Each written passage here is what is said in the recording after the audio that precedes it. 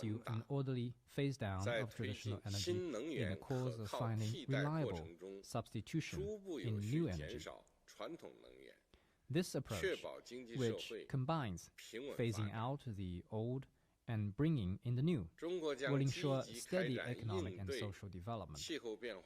China will also actively engage in international cooperation on climate and jointly work for a complete transition to a greener economy and society. Ladies and gentlemen, friends, Davos is known as a heaven for winter sports. The Beijing Olympic and Paralympic Winter Games will open soon. We are confident that China will present a streamlined, safe, and splendid games to the world. The official motto for Beijing 2022 is Together for a Shared Future. Indeed, let us join hands with full confidence and work together for a shared future. Thank you. Mr. President, thank you for sharing with us your thoughts on the Agenda 2022. As you noted, we must unite all our forces in the pursuit of a more resilient, more inclusive, and more sustainable global economic development. In your speech, you highlighted that in this journey, we must always remind ourselves that despite the different views we may hold on various issues, we belong to a single global humanity, becoming ever more interconnected.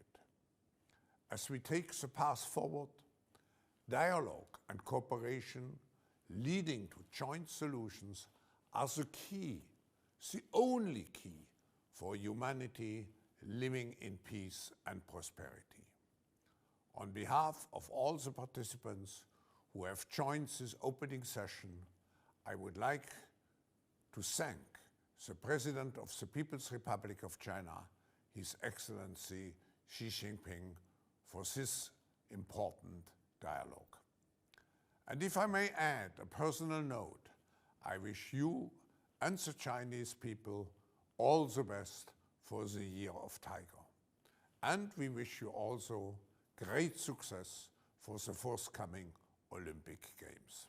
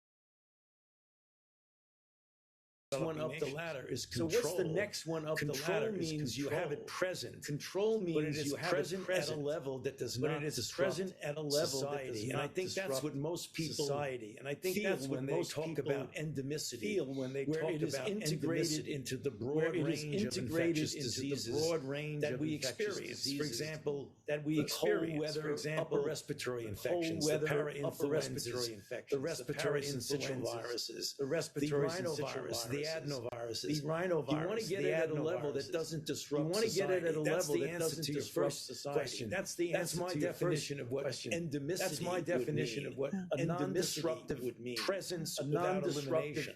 Presence. When you talk about whether or not Omicron, when you talk about whether or not it's a highly transmissible, because it's a highly transmissible, not as pathogenic, apparently for example, not as pathogenic. I would hope that that's the case. I would hope, but that would only be the case if we don't get another variant. That eludes the immune response to the prior variant. Response to the prior variant. We were fortunate, for example, that Omicron, although it is highly transmissible, is not as pathogenic, but the sheer volume of people who are getting infected, rather less levels that rather less level.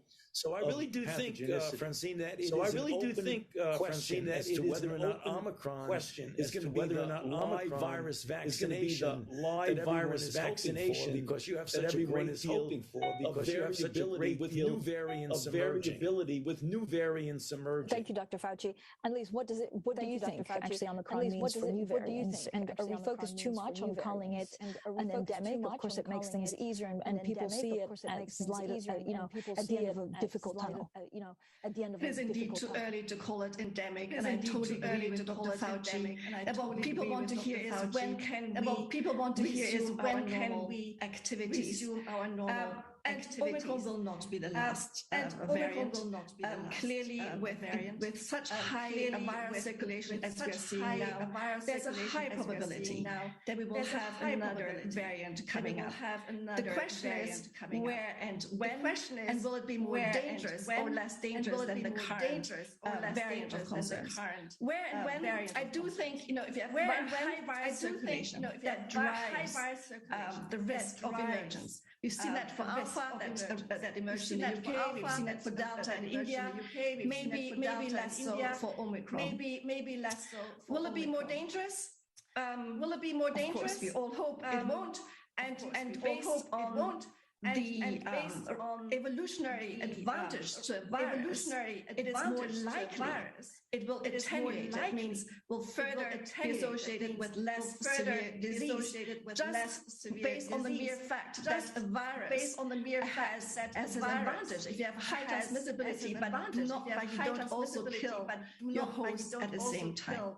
So we're all hoping for the best case scenario. The next one will be even further attenuated.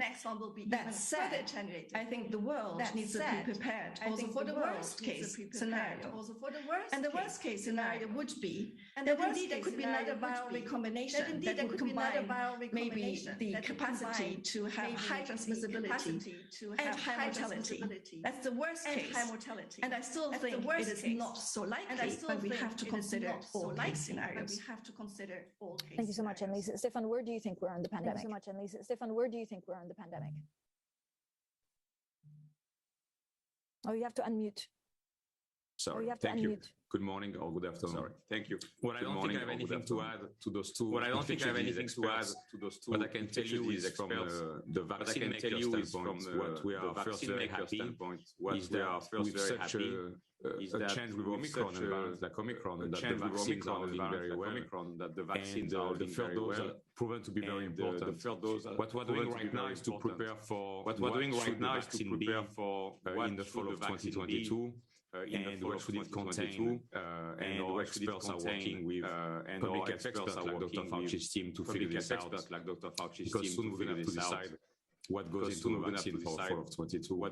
The other piece we are doing, of course, is around manufacturing capacity. In 2021, we shipped 807 million doses. We shipped 807 million doses. 25%. We're very proud that around 25% countries, and we're continuing to ramp up with a lot of capacity coming online in Q1 this quarter, with a goal to be able to make 2 to 3 billion doses for this year. The other piece we're working on is for 2023 is how do we make it possible from a societal standpoint that people want to be vaccinated. And we're trying to do this by preparing combinations. We're working on the flu vaccine, we're working on the RSV vaccine, and our goal is to be able to have a single annual booster so that we don't have compliance issues where people don't want to get 2 to 3 shots a winter, but they get one dose where we get a booster for corona and a booster for flu and RSV to make sure that people get the vaccines.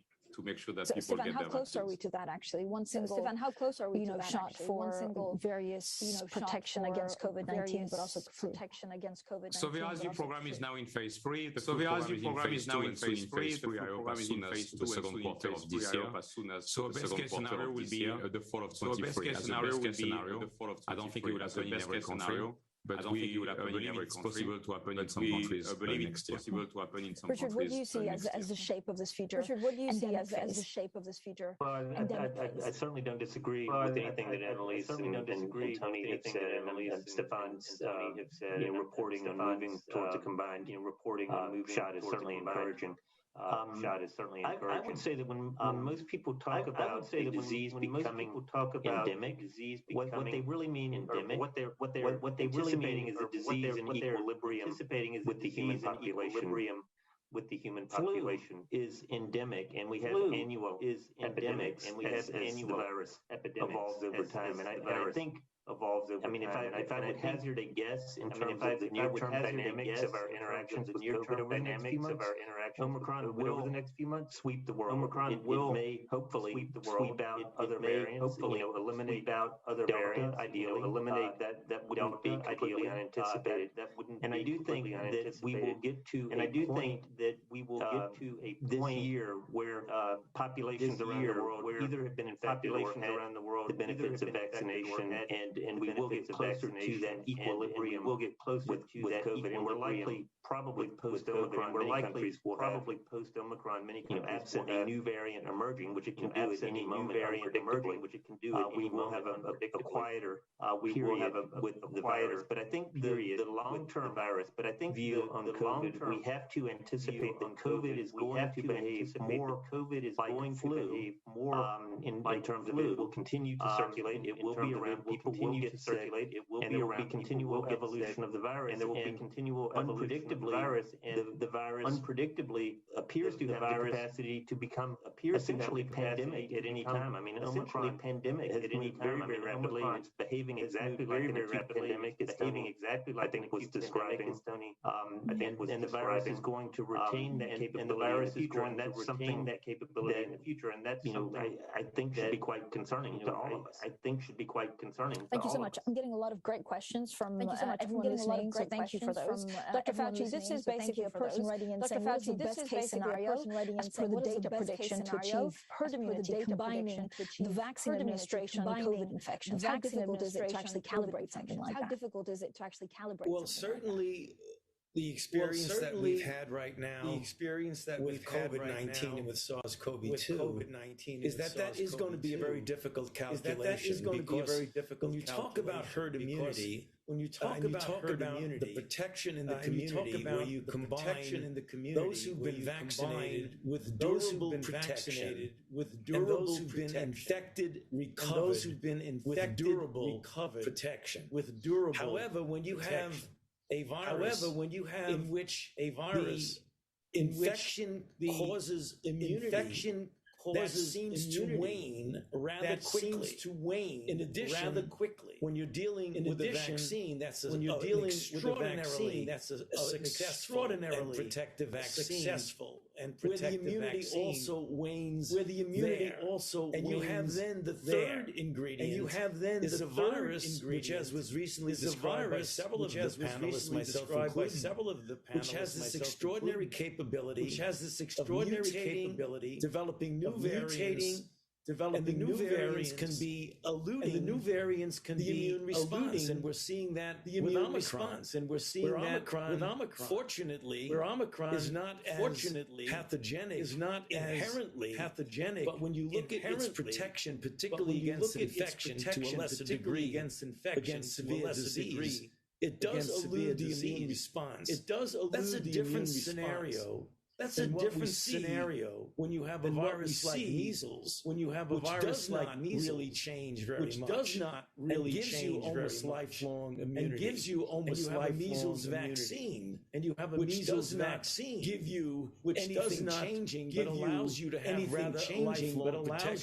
rather lifelong protection. That's the ideal herd immunity. That's the ideal. We're dealing with a very complicated. We're dealing with a very complicated here that makes our situation here that makes our herd immunity, definition of herd immunity, very elusive. Thank you, Dr. Fauci.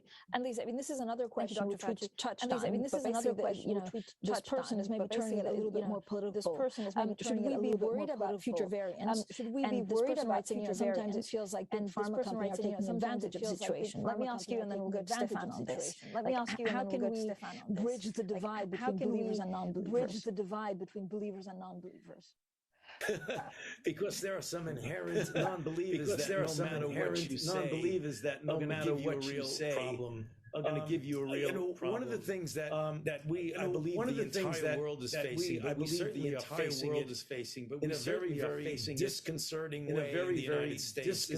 way in the United States, is the amount of disinformation of disinformation, what should be a problem where everyone pulls together, a problem where everyone the common enemy, which is the virus, against the common enemy, we have disinformation that is entirely destructive to a comprehensive public health, to a comprehensive public health. And I'm not sure how we're going.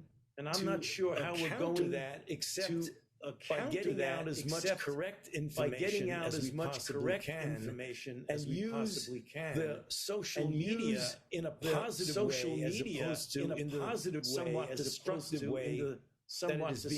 way that it is being used right now. And Liz, your thoughts, and also there's a difference, right, between what virologists say, so looking at how worried we should be about these variants, and sometimes what politicians say, because they focus more on reopening the economy.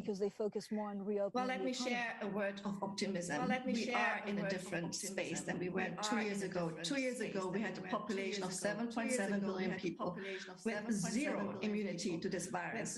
Now, more than 50% of the world's population has received 2 doses. And this is further strengthened with now the rapid also immunity being built up by natural infection. So we're in a different space, and we now need to rethink and reevaluate some of our strategies. Stefan, your take. First of all, there has been quite a lot of questions on pharmaceutical companies, but also how do you encourage vaccination? Right? Is there a way that companies such as Moderna need to communicate differently, or put up data differently that encourages people to get vaccinated?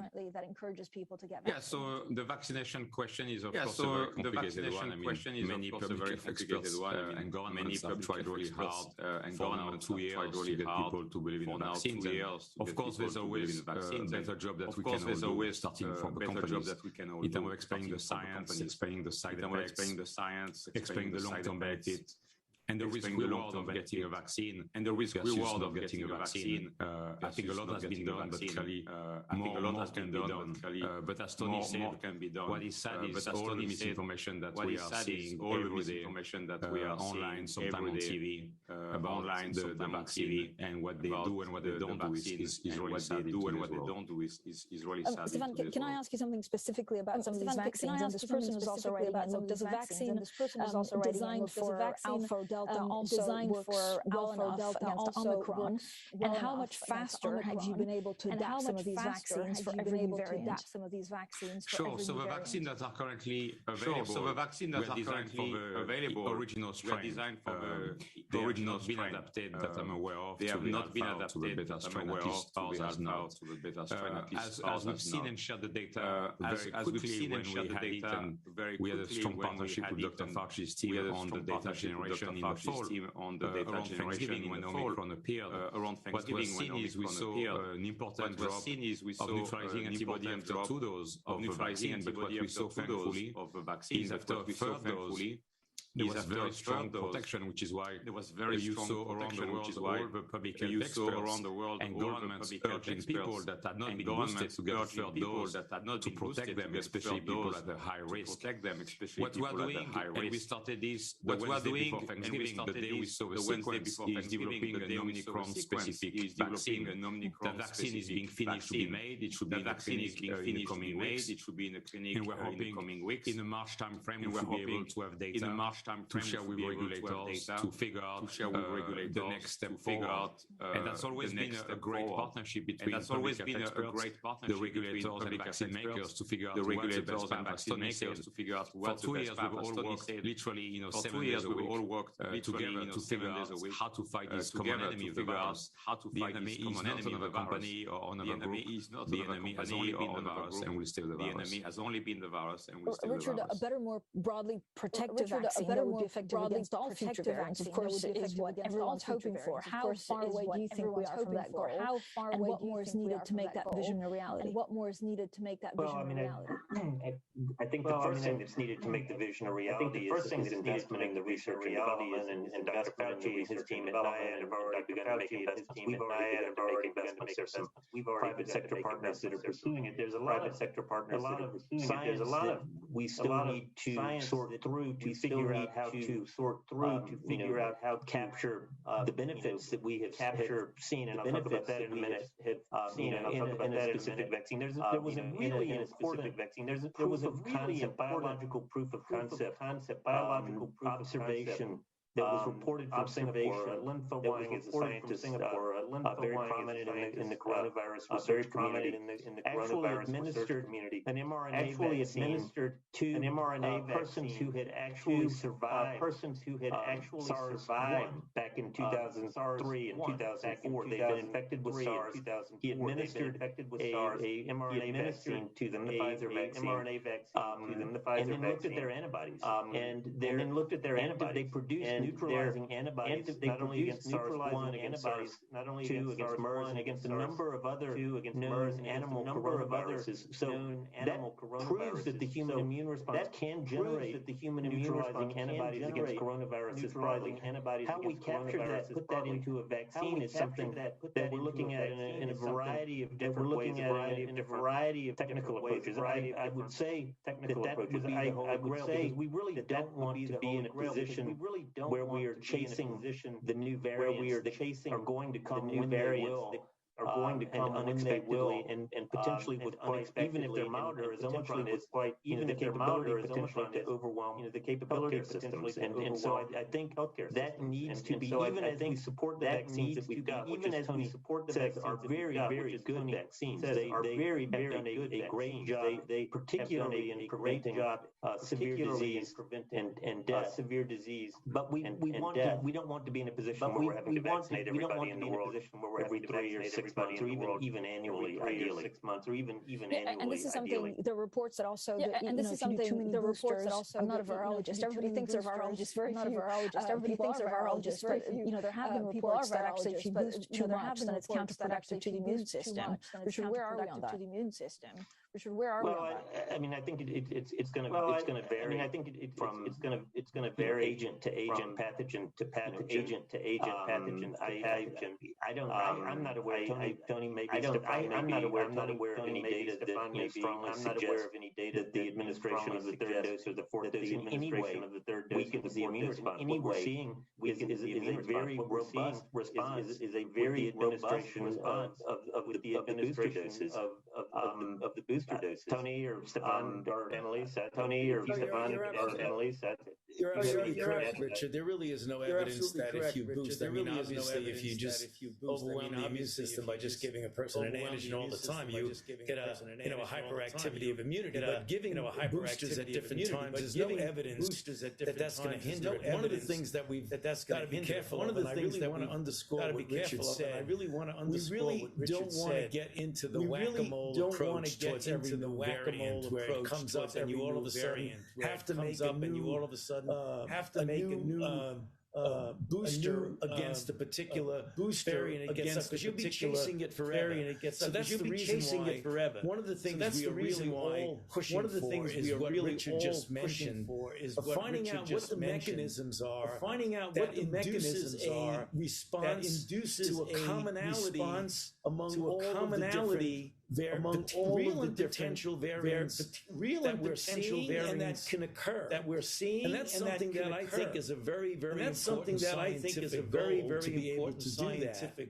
Once we get there, whether or not you have to boost someone with that, boost someone universal. I think before we talk about a universal coronavirus, we want to get a universal SARS-CoV-2 we want to get a universal SARS-CoV-2 one step at a time. Let's take it one step at a time. We're really going to be jumping ahead of ourselves. We're really going to be jumping ahead of ourselves. Also point out to people that when you have a virus that has such a high degree of transmissibility, a very, very good vaccine may not necessarily prevent initial infection, and may allow it to be very mild, and may allow what you really want it to do is to prevent you from getting significant systemic disease. That would be a very, very successful SARS-CoV-2 vaccine. Stefan, do you think, are you working on this better, more broadly protective vaccine to outdo them all, or is it something that we already have because it has been pretty efficient in tackling the variants that we've had so far? As Richard Anthony said, I mean, we definitely better protection for people and the broader vaccines. There's a lot of work going on in academia. There's a lot of work going on in academia and a lot of people. We are looking at, but unfortunately we are not there yet. But unfortunately we are not there yet, making progress toward that direction. Hopefully we're making progress toward that direction. Annelies, what would you do differently in terms of maybe explaining some of these variants to the broader population? It's already being said. The key message remains. The vaccines still really work very well against severe disease. And what we really want, the primary objective, is we want to avert deaths and protect healthcare systems. We're still in an epidemic. Our healthcare systems are still overwhelmed. We still need to, of course, continue our public health and social measures. But as population level immunity is increasing, both through natural infection and vaccines, we will now have a stronger hybrid immunity that will protect us against new variants. So even if we have more severe new variants, this population now is different. We do now have a cellular immunity from background, exposure, be it vaccines or infection, that will protect us against more severe disease. Dr. Fauci, I'm also getting a lot of questions from the U.S. Dr. Fauci, I'm also getting a lot of questions from the U.S. This is a broad but actually quite deep question. Why is the U.S. a first world, why is the U.S. developed rich economy struggling to contain COVID?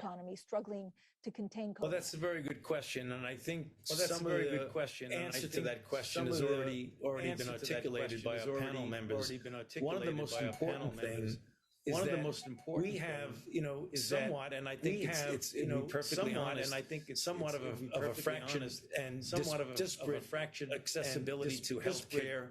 In our nation, we have a great disparity. In our nation, we have individuals who don't have access to care. We have a higher degree of hospitalization and death in our minority populations than we do in the general population. But we also have, what I mentioned earlier, and it's very disturbing, I believe, to all of us as public health officials and scientists, such a degree of pushback, against regular, normal, against easy to understand public health measures, reluctance to wear masks, reluctance to wear masks, to promote vaccination, reluctance to do kinds of public health measures that really we know if we all pull together as a society, we would be much better off. We would be even at its best. I mean, even this is such a formidable virus in its ability to do the things it's already done with multiple waves and multiple surges and multiple variants. But you make the virus have an advantage. But you make the virus have an advantage in a unified way. In a unified way, recognized public health measures, particularly the vaccines, and I think that's one of the reasons why it's so unfortunate for the entire world, but even for a rich country, like the United States that supposedly like the United States was the best prepared country for a pandemic. We are among a handful. We are among countries that have actually suffered the most. The countries that have actually suffered the most at the 65 million cases, at the 65 million 900,000 deaths, close to 900,000. That is really truly unfortunate. That is really something that we would have hoped would have been avoided, and something that we would have hoped. Dr. Fauci, why does the U.S. not have free testing? Why does the U.S. not have free testing? Well, we're getting there very, very quickly. Well, we're getting there very, very clear that President Biden has made it very clear by the end of this month a half a billion. By the end of this month, a half a billion an online capability of getting online and having free tests, of getting online and having your free tests, 8 per household per month, and then we're talking about and then the next month or so in the next capacity to get anywhere from 200 million to 500 million tests per month. Many of them will be free. Many of them will be reimbursable through insurance. Reimbursable as the president. So honestly said, as the president, that we could have done better with free testing right now. We are really on the process right now. We are really on the widely available and free for individuals in the United States. I'm getting quite a lot of questions on tests, which we'll come back to. At least, would it make sense to include vaccine education in schools, for example, to try and curb some of the misinformation out there? Start with the medical schools. We need to educate the medical doctors. We need to educate the students and the scientific community, because they are part of the conspiracy theories. So yes, education on vaccines and the benefit, the cost effectiveness, and their relative safety, the public health benefit needs to be strengthened. Public health benefit needs to be strengthened. I have a lot of questions about testing. So what works, PCR, rapid antigen, and their efficiency against Omicron and new variants. I don't know who would like to get us started on this. Richard, is it something that you look at? Richard, is it something that you look at? Actually, we work with our partners at an organization called FIND, which is, I think, a foundation for innovative new diagnostics, under the Act Accelerators, the WHO, under the Act Accelerators. They are really leading effort on diagnostics and trying to get diagnostics distributed globally. Just to come back to Tony's point, the importance of having rapid access to diagnostics is absolutely critical.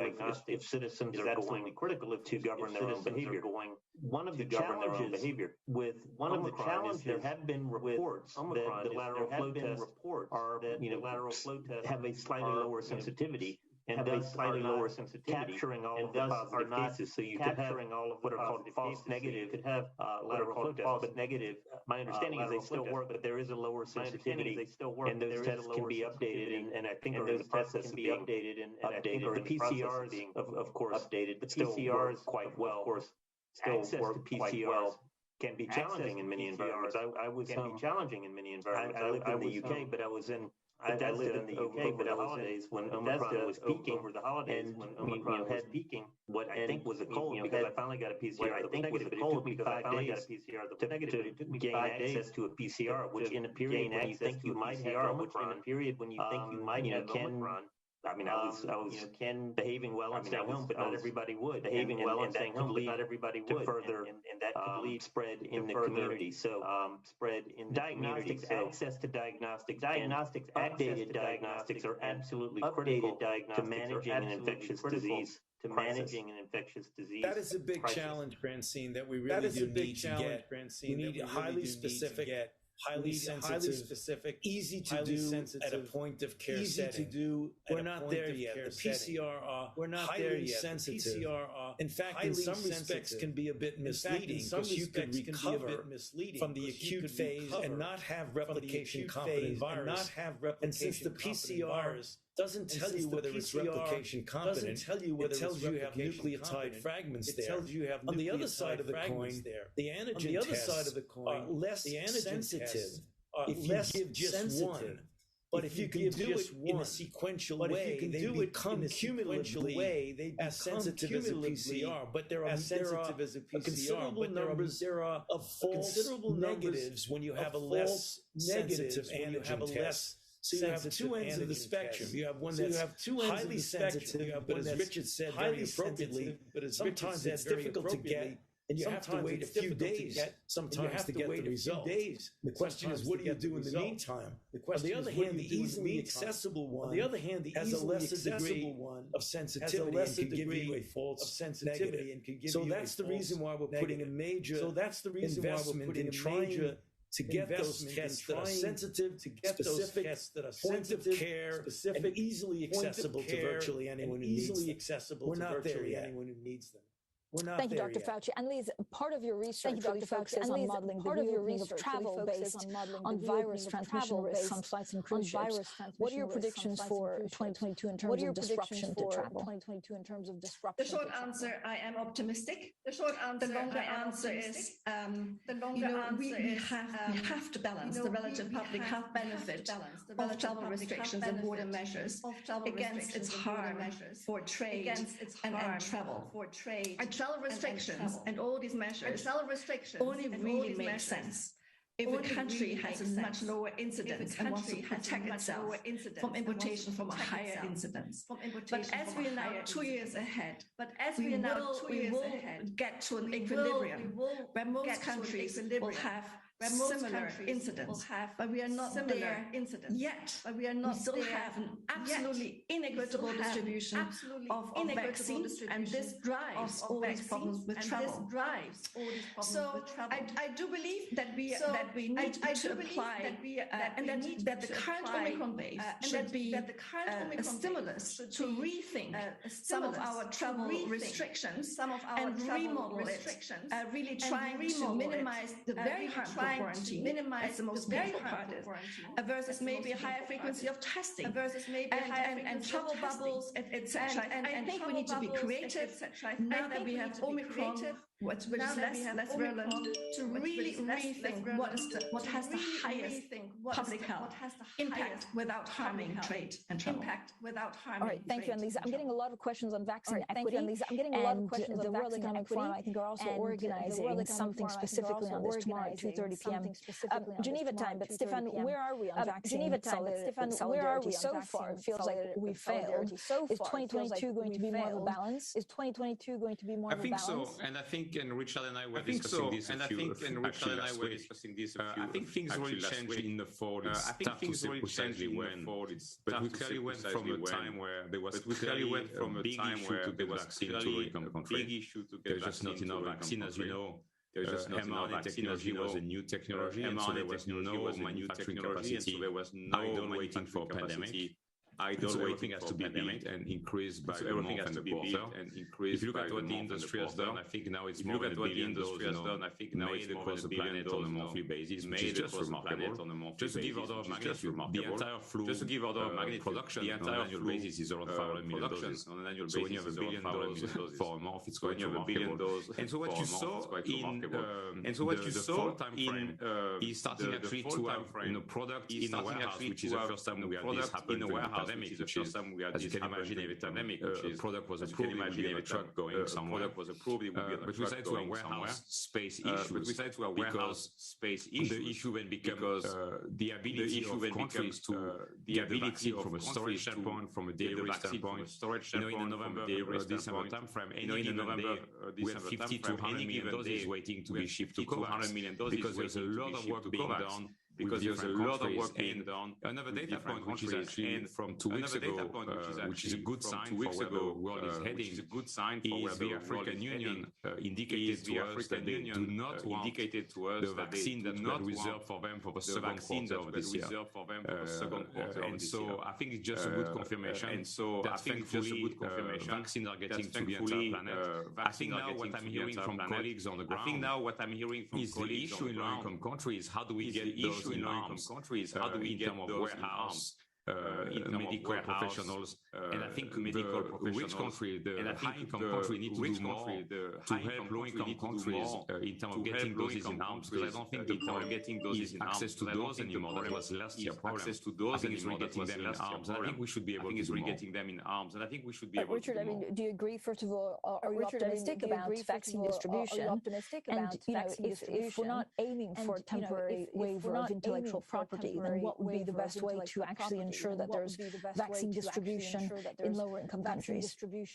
Let me celebrate an important milestone that was passed actually on Saturday. COVAX, which is the CEPI and Gavi and WHO and UNICEF led effort to distribute vaccines globally, particularly to lower vaccines globally, in low-income countries, past the threshold of having delivered to countries a billion doses, and I think it speaks to the point that Stefan was making, the point that Stefan was making, the over 11 billion doses of vaccine since the beginning of the pandemic, 9 billion doses beginning of the pandemic, 9 billion doses have been administered. The supply constraints that supply dominated the situation in 2021 and situation in 2021 heartbreaking, a huge problem, have eased, and where supply was the major challenge for.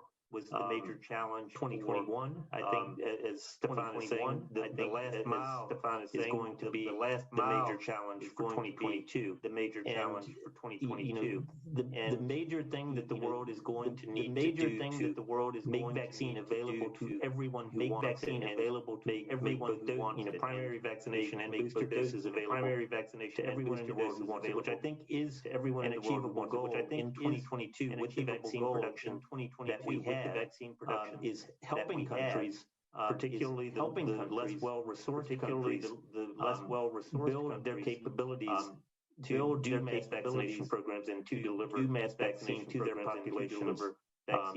population. There's been a lot of focus on what hasn't been accomplished, and the equity gap that has emerged, and that is real. And that gives us plenty of opportunity to improve for the future.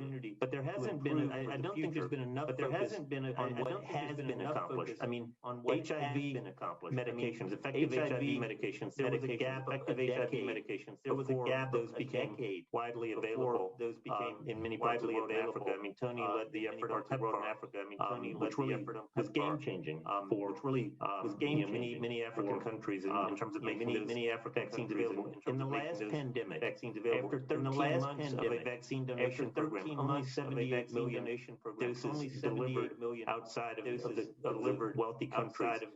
This time, 13 months in, this time delivered 13 months in dose, and those numbers are going to continue. And those numbers are going to continue at a very substantial pace as we go into 2022. So, as we go into 2022, you mentioned the TRIPS waiver.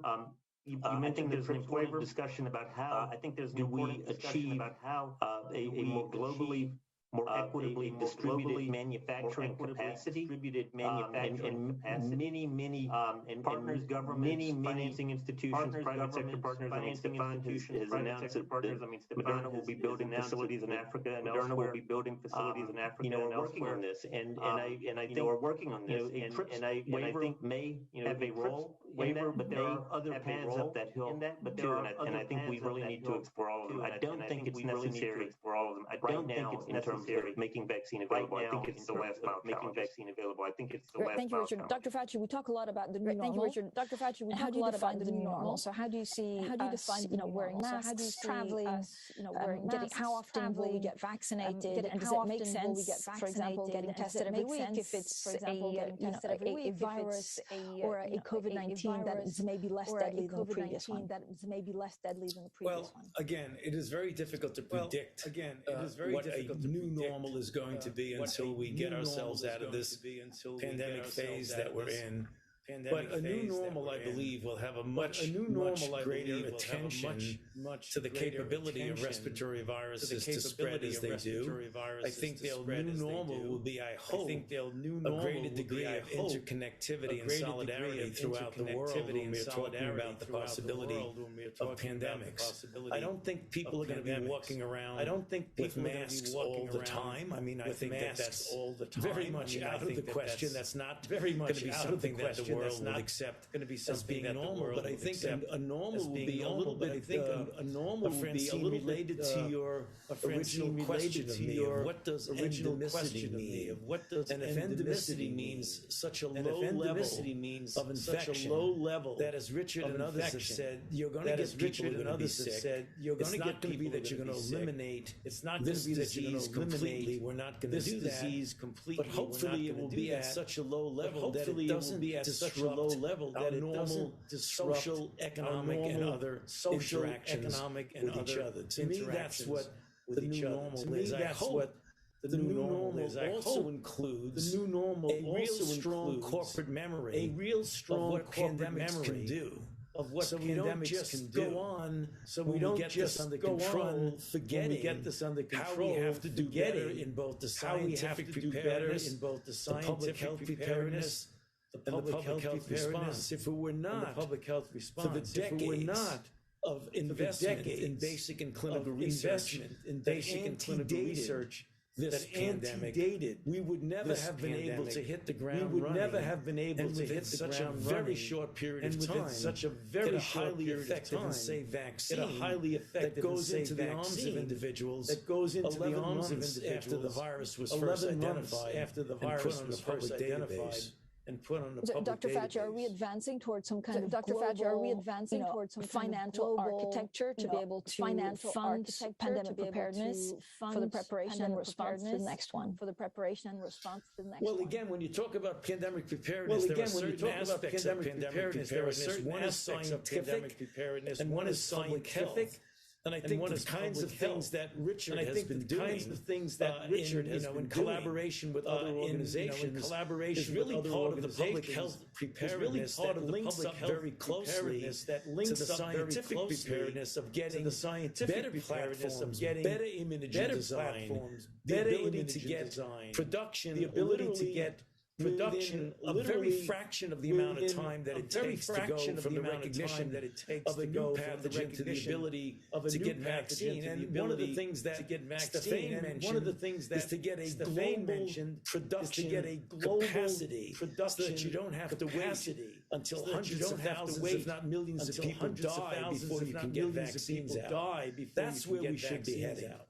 That's where we have a minute and a half left. So, Stefan, we have a minute and a half left. So, Stefan, what are you optimistic? And what are you worried about that we won't learn from? So I'm optimistic. I mean, I'm not an entrepreneur, so I'm optimistic by nature. But I'm optimistic that what is being done today is going to help tremendously.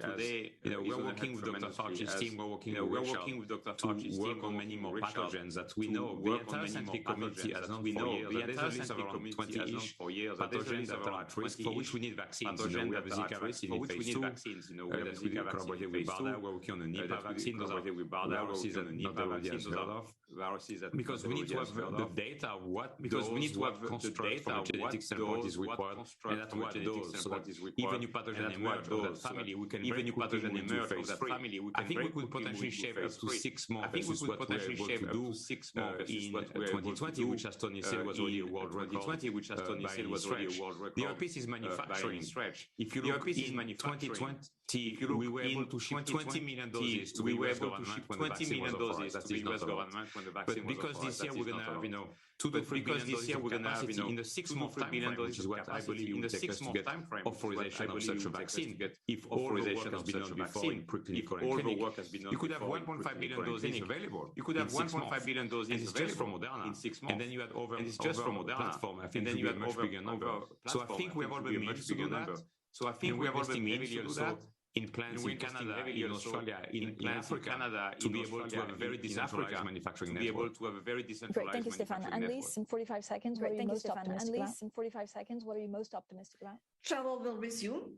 I think we will have a better summer. I think we will have a better summer to respond to the pandemic preparedness. In addition to biotechnological solutions, we need better approaches to communication, to averting misinformation. And really, social science should be, all pandemic preparedness should now be better embedded in social science. Thank you so much, Richard. Thanks so much, Richard. I think we have within reach. If we work within reach to make vaccine available to everyone in the world, make vaccine available to everyone in the world, and we should strive to achieve that. I also think to some of the points that Annalise, Tony, and Stefan have made, there are many lessons to be learned from the response to COVID that will inform how we go forward and think about pandemic preparedness, not just for COVID or coronaviruses, but for other threats. And we need to capture that, institutionalize it, and we need to have the long view even while we address the near-term problems of COVID. Address the near-term problems. Great, thank you, Dr. Fauci. Maybe the last 45 seconds to you. Thank you, Dr. Fauci. With hindsight, what should we have done differently? One thing. What should we have done differently?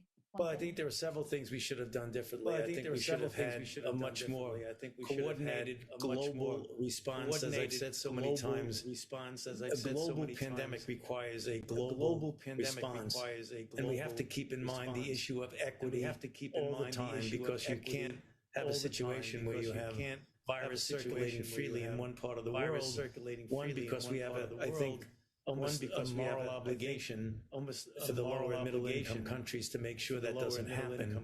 But also it's for one's own self-interest, because as long as you have virus anywhere circulating freely, you're going to get virus that will ultimately impact all of us. We've got to do it as a global community. That's what I think is such an important lesson. Well, thank you all for a pretty comprehensive conversation, of course, on COVID-19. Have a great day, everyone. COVID-19. Thank you. Have a great day, everyone. Thank you. Thank you. Thank you.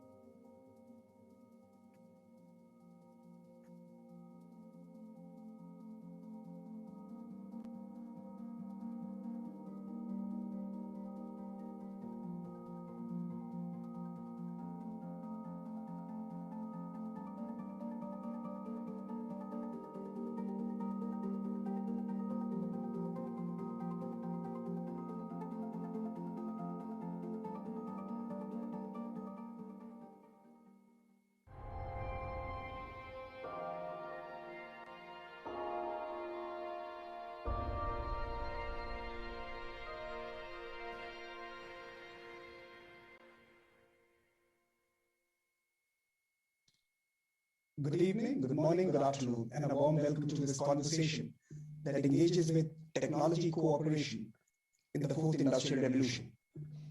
This is indeed a very important theme that all of us must engage with in 2022, and this is a good time for us to learn from the past 2 years and build on that. To do that, we have a very eminent panel with us today. We have Hans Vestberg, Chairman and CEO, Verizon Communications, and Chair of the Edison Alliance, the work that he's doing with the forum.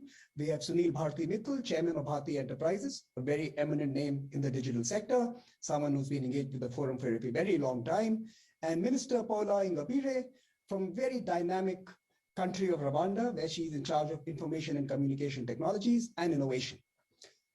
Before we move to the business end of this discussion, let me at this point invite all our online participants to engage with us via the Slido QR code on your screens. Please point the smartphone at the QR code, follow the link, and select the tech cooperation session. And do send in your questions and comments for the excellent speakers we have with us on this panel. We will first invite our speakers to briefly share their thoughts on the theme and the prognosis for the year ahead. I will thereafter pose a few questions and engage the panelists in a conversation, and then bring in audience comments and interventions into the mix. Please feel free to pose your questions as they occur to you, and we will try and include them in the conversation. But before I ask the panelists to share their opening thoughts, let me share some framing observations. It would be safe to say that the need for tech cooperation has never been greater. As businesses, societies, and individuals, we have never been more dependent on technology and indeed on our digital platforms. The pandemic has only accelerated this reliance. We have used innovation in responding to the pandemic. For example, the tech-enabled vaccine efforts. We have relied on technology for our livelihoods during the pandemic, what we call the work from home age. And of course, we rely on the digital for connecting as families and communities. For example, the panel discussion today that we are all a part of. We can all agree that making technology available to all has to be a global imperative in the days ahead. And therefore, cooperation becomes crucial to offer access at appropriate price points to include many who have been underserved until now. And we need to do this at scale and with speed in a manner that fosters confidence among all stakeholders. The global south and the emerging economies will experience their largest transformations in the fourth industrial revolution. For these countries, partnerships are essential to meet their development priorities and indeed their growth aspirations. Trust in technology will be vital.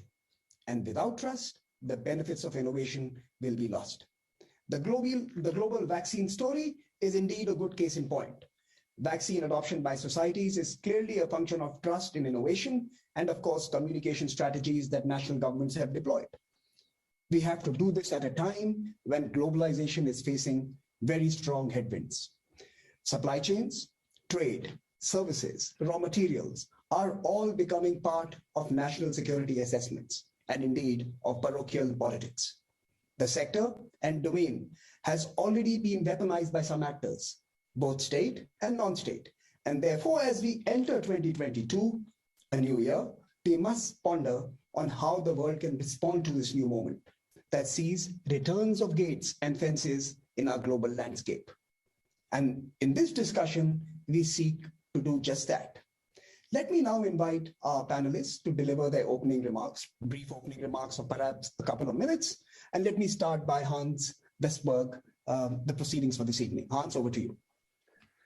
Thank you very much, Amir, and great to be here to discuss such an important topic. I will try to keep it brief, but I think that, Amir, you talked about a couple of very important things. The pandemic has really showed how important to be digital connected. We have probably leapfrogged 5 to 7 years when it comes to the digital transformation. Today, it's a necessity to work from home or do healthcare digitally, online banking. Everything is sort of set up for that. And that is, of course, a very important piece of what we see today. This is, of course, posting, as Samir said, also a risk of more disparity in our society. As if you are not connected, you cannot get access to some of these important services. Today, in our society, it shouldn't matter where you're born or where you live or where you come from. You should have the same opportunity. And one of those opportunities, of course, is bridging the technology gap. I mean, today we have 3.6 billion people that are not connected, not part of the internet. However, 85% of those people actually have broadband coverage. That tells you a little bit about the story we need to work with. But it's also 2 billion people that doesn't have healthcare. 1.7 billion doesn't have a bank account, and more than 260 million kids that has no education. To build the world with brick and mortar is going to be hard. To see that everybody has the same opportunity, it's basically impossible. We need to use the 21st century's infrastructure, which is mobility, broadband, and cloud services, in order to get it accessible, affordable, and have the right application and scalability. That's why we, together with the World Economic Forum, decided in the beginning of last year to form the Edison Alliance. The Edison Alliance is a group of some 45 multidisciplined people, champions we call them, from private, public, education, from academia. And what we decided was we wanted to change the life of 1 billion people by having affordable, accessible digital inclusion, focusing on education, healthcare, and financial inclusion. Firstly, we have had great progress so far with all the people coming together from all the academia, public and private, to find these solutions. But once again, I mean, for me, this is a moment in time where this infrastructure is so crucial. It's not a good to have to be connected. It's actually a human right to be connected, because that will actually create a much better world and much equal world, and everybody has the same chance. That's the backdrop we created Edison Alliance. Thank you, Hans. I'm going to quiz you on that in a moment. I'll come back to you. Let me now turn it over to Mr. Sunil Bharti-Vittal for his opening remarks. Thank you, Samir. Hans, my very dear old friend, has set the stage and really mentioned all the key points that are important for our discussion today. But in my own opinion, if I may add, the fourth industrial revolution, which came upon us in the last few years, has truly now shown itself in this last 2.5 years to be the only possible way to take away the poverty of the world, to support all the SDG goals that UN has set up by 2030. There is no other way but for us to serve the society, but in a very strong digital infrastructure that needs to be provided across the entire globe. Hans is right, billions of people are still not on internet. And why are they not on internet? Of course, partly because they don't have the coverage, but many people have the coverage, but not affordability. So in today's session, we also want to talk about affordability. If a country like India can provide very high quality, large dollops of data per month at $3, there's no reason why we can't carry this through into Africa and marginalized parts of the world where affordability is an issue. So we will talk about affordability today as well. Then whatever we may do as an industry, whether it's Verizon or it's Airtel and many, many hundreds of other operators and mobile broadband providers and fixed providers, we will still not be able to reach the last billion. They are in places which are almost impossible to cover by fiber. Even with very large amounts of investments, we can't cover them through radio networks. And to do all that, about $425 billion are required in the next 9 years, so that we have ubiquitous coverage for every citizen of this world. Thankfully, the advent of LEO-based constellations of satellites is coming as a savior for the last 1 billion. We will be, and we are not talking about many years into the future, we are talking about months from now, we will be able to cover every square inch of the world, be that oceans, be that mountains, be that forests or deserts. Every square inch of the world will be covered. But satellite communication is expensive. It requires expensive ground and user terminals. This is where, again, some of the players in the digital ecosystem, the governments, will have to all come together to provide affordability to those who may otherwise never get connected. So I will rest at that, and we'll cover these points going forward. And Mr. Mittal, I'm going to ask you on how can corporations shape this ambition that you've just outlined, and what is the specifics of that cooperation? Let me now turn to Minister Paula Ingabire from Rwanda for her very important perspective on the theme of this panel. Madam Minister, over to you. Thank you, Samir, and thank you for having us this afternoon. I think both Hans and Sunil have set the stage for the conversation we're going to have in the next couple of minutes as we think about technology cooperation in the fourth industrial revolution. What we're going to be looking at is how cooperation partnerships are so essential to tackling some of the global issues, and one being the COVID-19 pandemic that we're all going through. And so I think for many governments, similarly to Rwanda, is that we're all thinking about recovery in the year ahead. And while we're doing that, we're already looking at what are those challenges that have been highlighted by the COVID-19 pandemic. Both Sunir and Hans did highlight access, adoption, affordability. And these are the kind of common challenges that we are all grappling with, maybe at different scales. And maybe for some of us, highlighting some parts of these challenges more than the other parts of the world.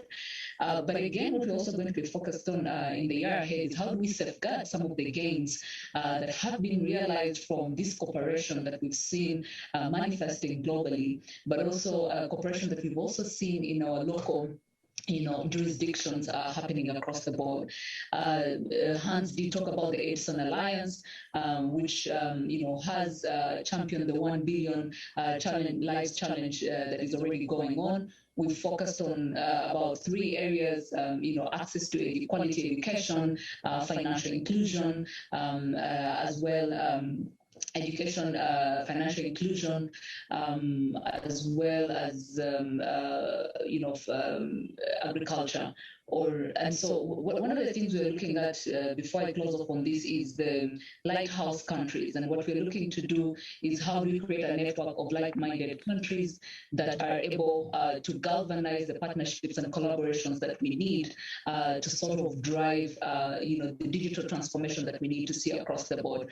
Really looking at the commitments that the network under Edison Alliance has created to drive these kind of partnerships. So as I close on my remarks, the key things that we're going to be looking at is how do we inspire technology transfer across the different jurisdictions? How do we enable the right skills that are needed to drive this kind of transformation? How do we unlock innovative financing models that are going to drive accelerated implementation? And lastly, as policymakers, how do we put in place an enabling policy and regulatory environment that is going to nurture this kind of innovations across the board? So in a nutshell, I think these are some of the things that we're going to be focused on, and it's such a timely conversation. Thank you, Madam Minister. Hans, let me turn back to you and actually ask you to expand on the imperatives you clearly stated, the business imperatives of responding to some of the real-world challenges. How widespread is the appetite for businesses to do this? And in your view, how and why should businesses build responsible behavior, responsible imperatives into their strategies? Thank you. I think that we have seen a dramatic change over the last 5 to 10 years from corporation to see that they are managing all stakeholders, stakeholder capitalism, and that's really to see that you actually are having your shareholders, your customers, your employees, but also society doing responsible business. And that hangs together in order to have a successful company. I think that many corporations feel like that. And if you're a technology company, it's very obvious that you should be part of this when it comes, for example, in our case, broadband, STEM education is very, very important for our future. And that's also where we put our responsible business. I mean, Verizon will, between 2020 and 2025, invest $3 billion in education in schools in the United States, where we have our majority of our business, when it comes not only having broadband access, but also the device and the application and the education for the teachers in order to see that this is not just a philanthropy. For us, this is a business, part of our business strategy. And that's how I see the technology company, but any type of company should see that what are their contribution to the society and how that hangs together with their overall strategy. So the only thing I say, it has to be part of the strategy. It cannot be philanthropy. Even though I love philanthropy, but if you're going to have it in a private company, it has to be part of the strategy that you serve all the stakeholders. And that's how we do it here with technology. So, Hans, is there a case for industry-led or industry government-led or maybe a multi-stakeholder arrangement that catalyzes and incentivizes adoption of these principles in businesses? Do you think it is still too ad hoc and still too personal? No. I don't think so. It's much more structured like that. And that's how the Edison Alliances came together. Even though I'm coming from the private sector, I've spent a long time with the SDGs, with the UN. I'm in the board of the UN Foundation. I go in between these two different type of words, and I try to get them together because ultimately it's not one company, not one government, one unit that can solve the problem with digital inclusion. We have to do it together. And that's what it's all about in this Edison Alliance, to see that we bring all the best practices together. And I just want to finish by saying what Minister Ingeberg and what Sunil said. It's important to think about the three pieces to make this happen. Accessibility to the technology, affordability, and then the applications, because you need all three of them. And that is not one company nor one government. You have to do it crossover. Thank you, Hans. Mr. Mittal, let me turn to you and let me actually ask you two questions. In your assessment, what has been the impact of the pandemic on the relationship of your consumers and generally the larger society with technology? How has that changed? And what are, in some ways, the imperatives for cooperation, therefore, in the technology domain? What are the kind of governance innovations that are required to cater to this new relationship that users have with their devices or with broadband connectivity? So maybe if you could shed some light on that, the lessons from the last 2 years for you. I hope you can hear me. Yes. Interestingly, the consumers had stopped thinking about broadband providers or the mobile operators.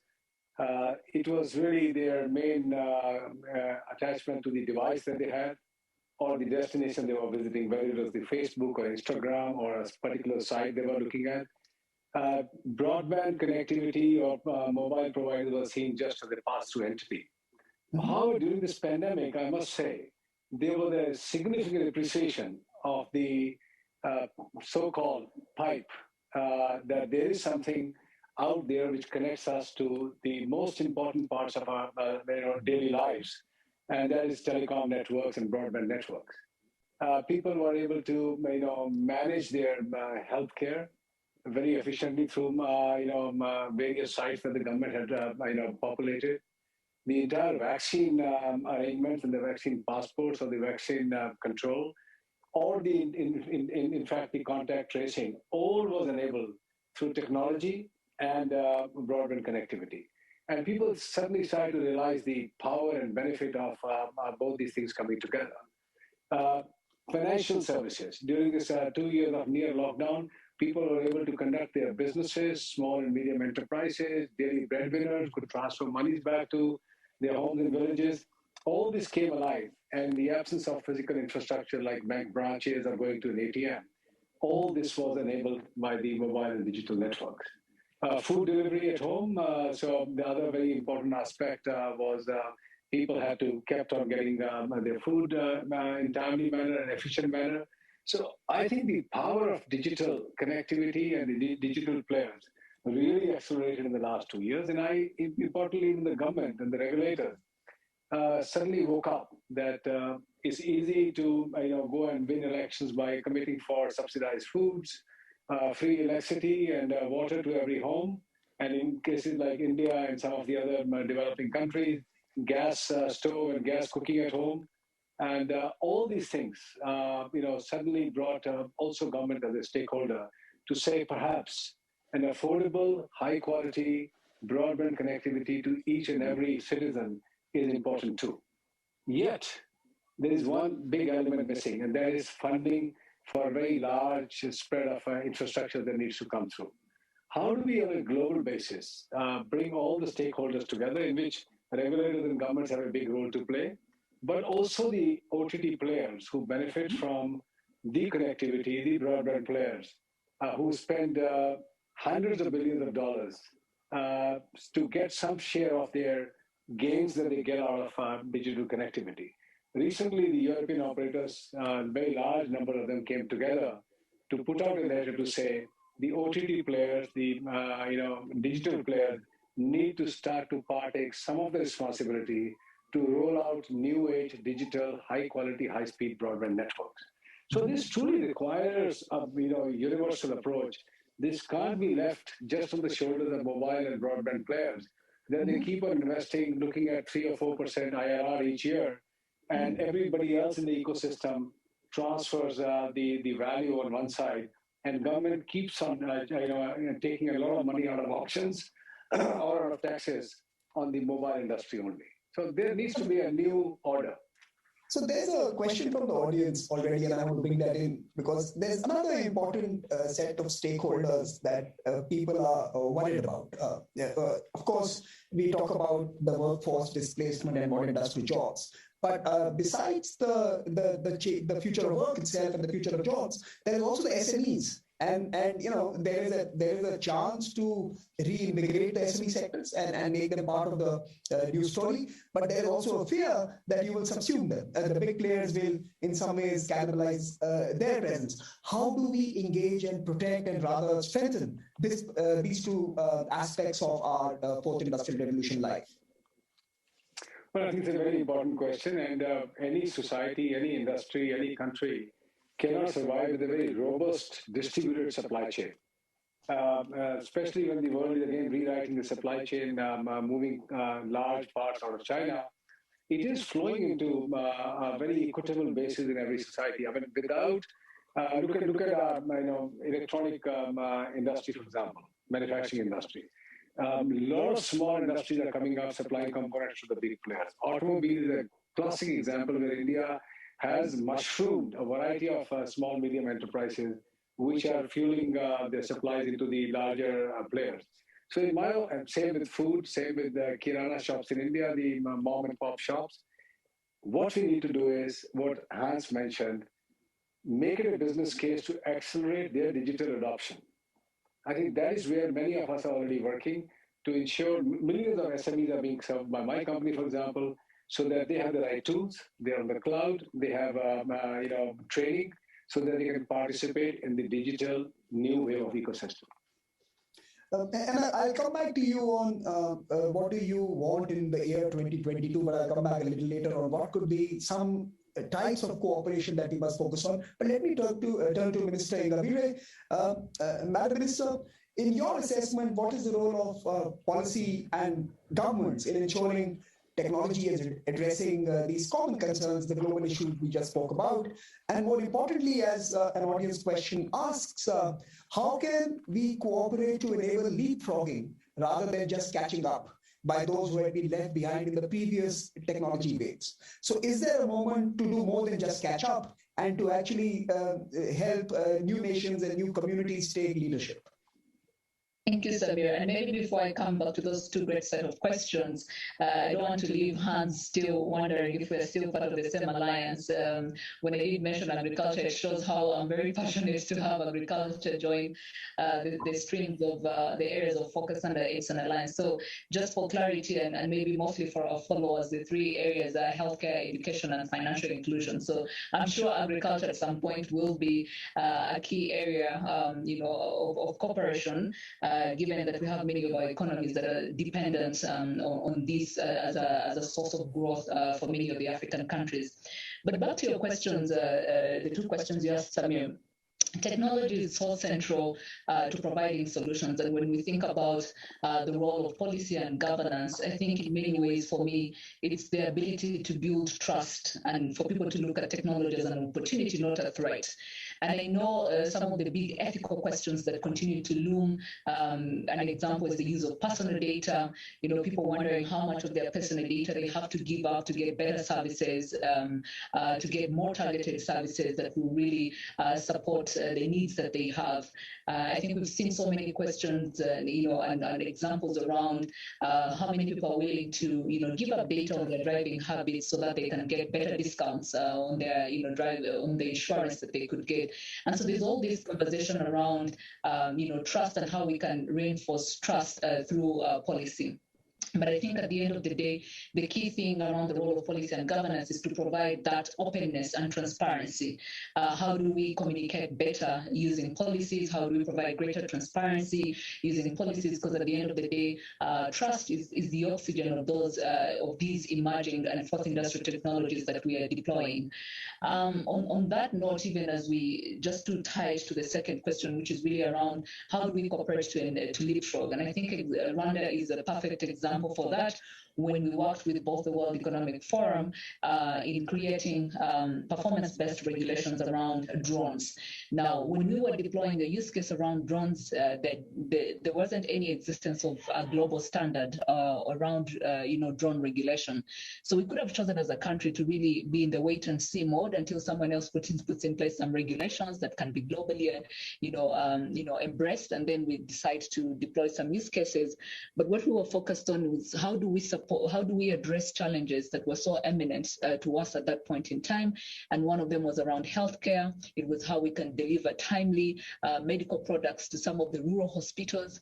And drones seemed like a very good, solution to addressing some of this challenge that we had, which was really around timeliness and reducing all the wastage that was happening, especially when you're looking at blood products.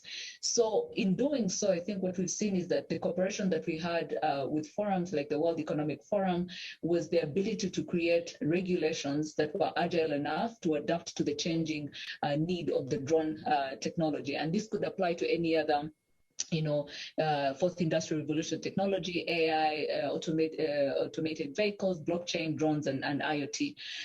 But at the same time, I think the challenge we are faced with as policymakers is that the accelerated pace of innovations and digital transformation, we're not able to match that. So when it comes to the pace at which we develop policies and regulations, you can't regulate what you don't know. And so in many times, if you have so many innovations that are happening, the question is, how do you create these agile governance frameworks? How do you create an agile process of building policies and regulations in a way that you don't stifle innovation, but at the same time, you are protecting, any unintended consequences or misuse of these technologies. So as we address these challenges, and just to close on this point, I think there are common challenges around privacy, data sharing, cybersecurity, and the key thing for us is how we build our policies and regulations in a way that is going to safeguard and build the trust that is needed as we deploy many of these solutions. So I'm going to actually turn to both Hans and Sunil to speak on the trust issue, because there is a whole new mood, surveillance capitalism, techlash, and many other hashtags do the round on social media. But Madam Minister, let me ask you another question. Sitting in Africa, the future belongs to you. One of the fastest growing regions of the world, one of the most best governed countries, Rwanda. How do you see this new moment in globalization, where we are seeing contests emerge? We are seeing the big power contest over control of technology, politics, economic pipelines. How do emerging economies such as Rwanda and many others in the continent respond to this this new moment? That there is geopolitics coming into everything today, right? The geopolitics of everything. It's something that must be concerning you. Absolutely, very much. And I think worrying for many of us. But at the same time, I think this is where this whole stakeholder capitalism and the talk around cooperation is very essential. There is learning from what the others have done, but there's also understanding what is needed for you. And I want to tie it back to the previous question you asked around leapfrogging, because with all this contest happening, around the world, if you remain in a wait and see mode and you're really trying to see how others going to figure it out, then most likely leapfrogging will not happen. We're just going to be doing catch-up, like you say, playing catch-up with the technological revolution that is happening.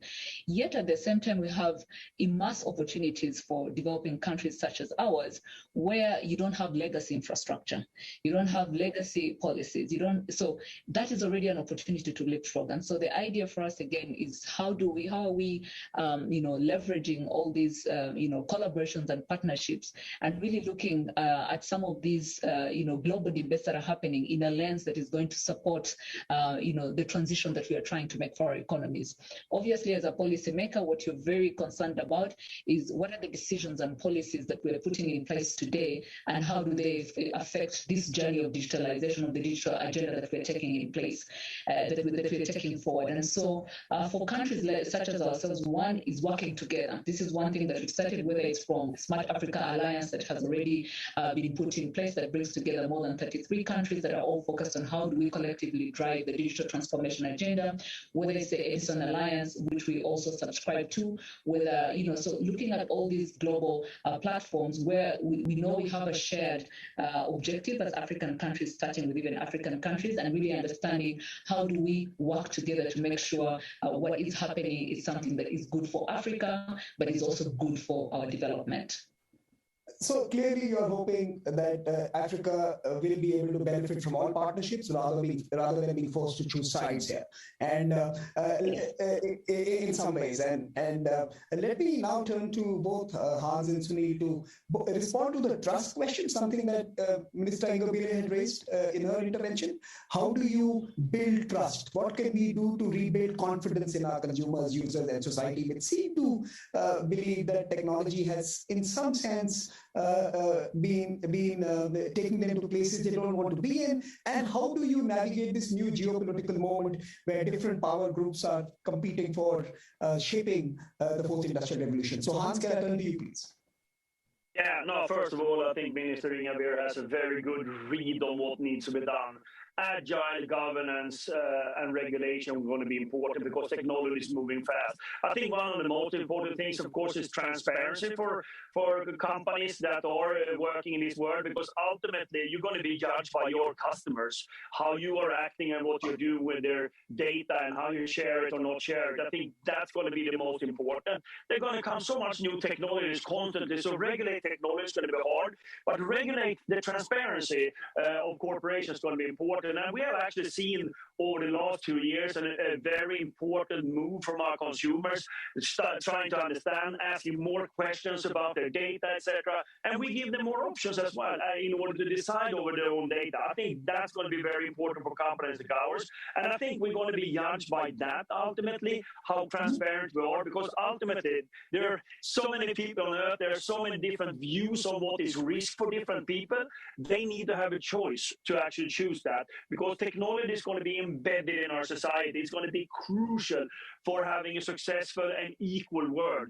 So we just need to use it, but we need to find a framework for it. So I think that collaboration between what corporations are doing and what governments are doing is absolutely crucial. And I see that start happening right now.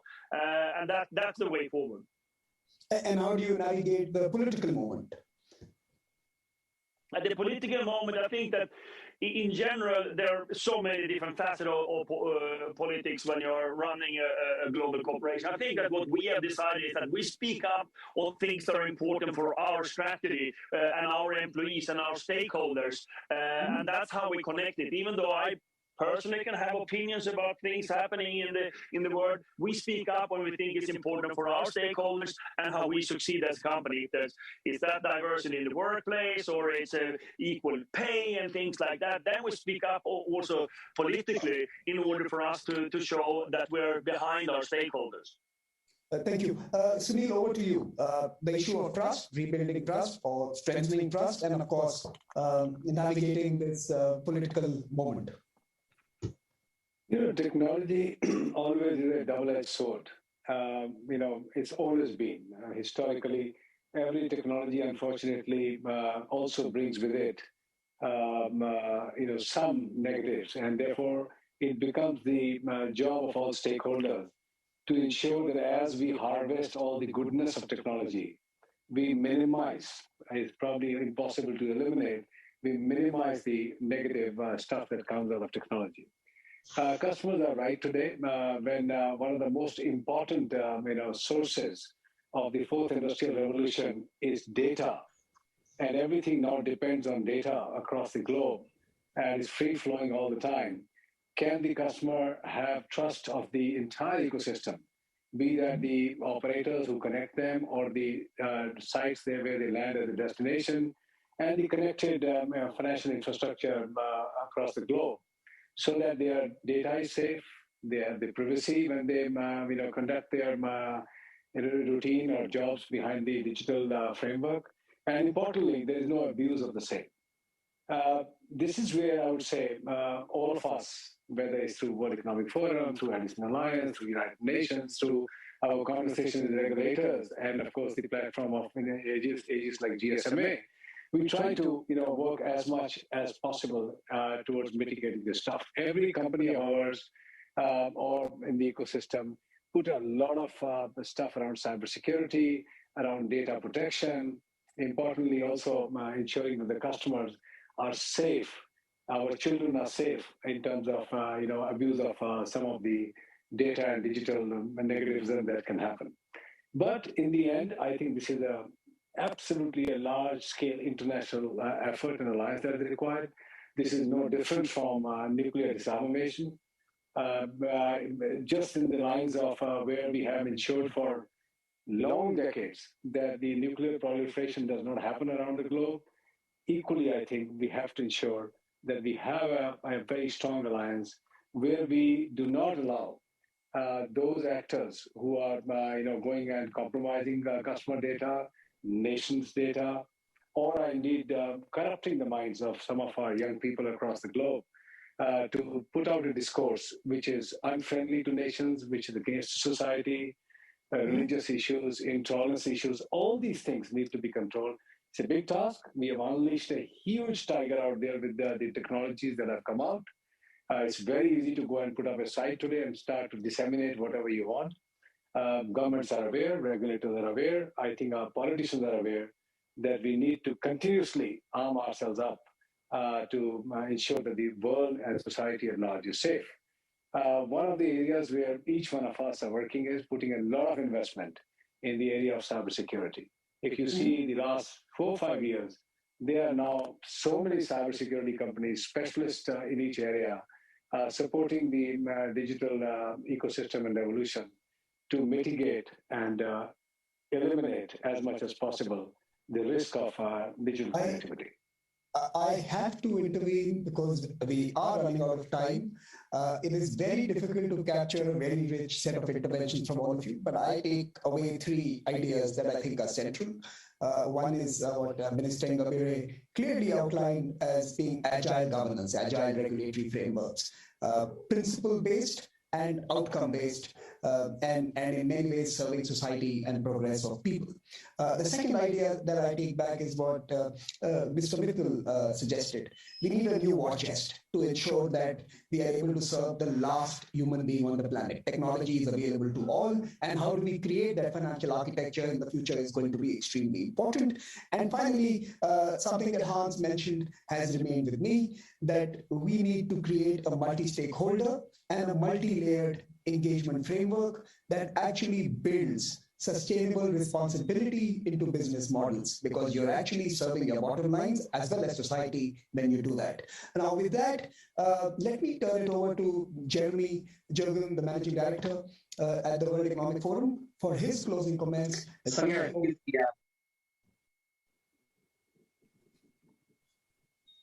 Jeremy.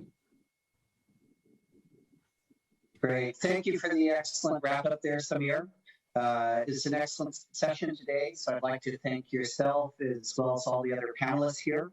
I'd also like to reiterate my thanks for the support and efforts throughout the year that we've had from Hans, Sunil, and Minister Ngabire on our collective work.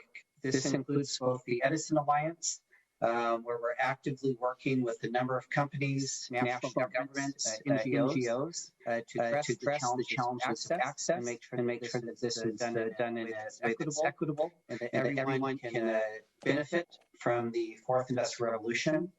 I'd also like to highlight the work that we've done that Minister Ngere referenced in Rwanda, where we've worked not only on drone delivery systems for healthcare, but also looking at how we can use new advances in artificial intelligence to facilitate care in the country, and we're exploring new domains. These are all extremely important efforts, and we wouldn't be able to do it without the collective support of our partners and governments around the world in each of these areas. I'd also like for the audience who's joined us today, I'd invite you to visit our website. You can go more in depth on each of these initiatives that we've discussed today. You can also learn about the work that we're doing around cybersecurity, trust, and digital security. Sunil referred to this in his remarks. We have a very strong program on digital safety and what we're doing there to promote safe access to the internet for all ages and all groups, and how we need collective efforts from all parties to contribute to that. So each of these efforts will be very important to ensure that we can fully benefit from the fourth industrial revolution. So on that note, I'd like to thank everyone for your contributions today. Look forward to our next discussion and to continuing our work throughout the year ahead. Thank you.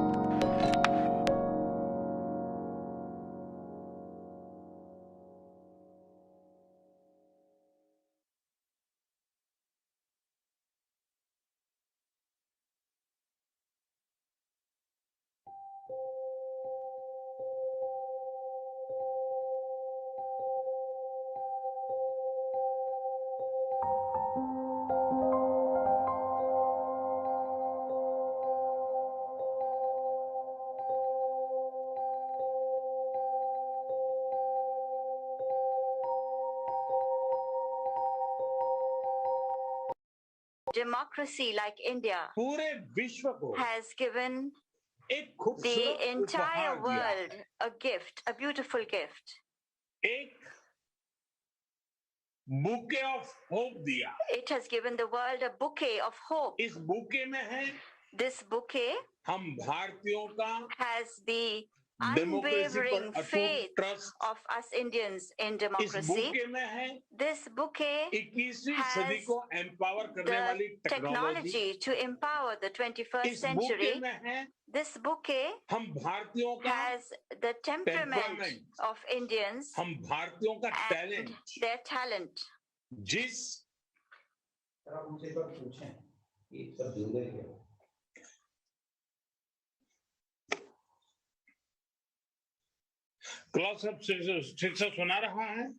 Are you able to hear me, Mr. Sharp? Yes, I hear you, Mr. President. Mr. Mohammed, I hear you very well. As well? Are you able to hear the translation in English? We hear you very well, and I would suggest that we start the official session now. And we will have just one short introduction with a music sign, and we will open up and thousands of people will listen to you, Prime Minister.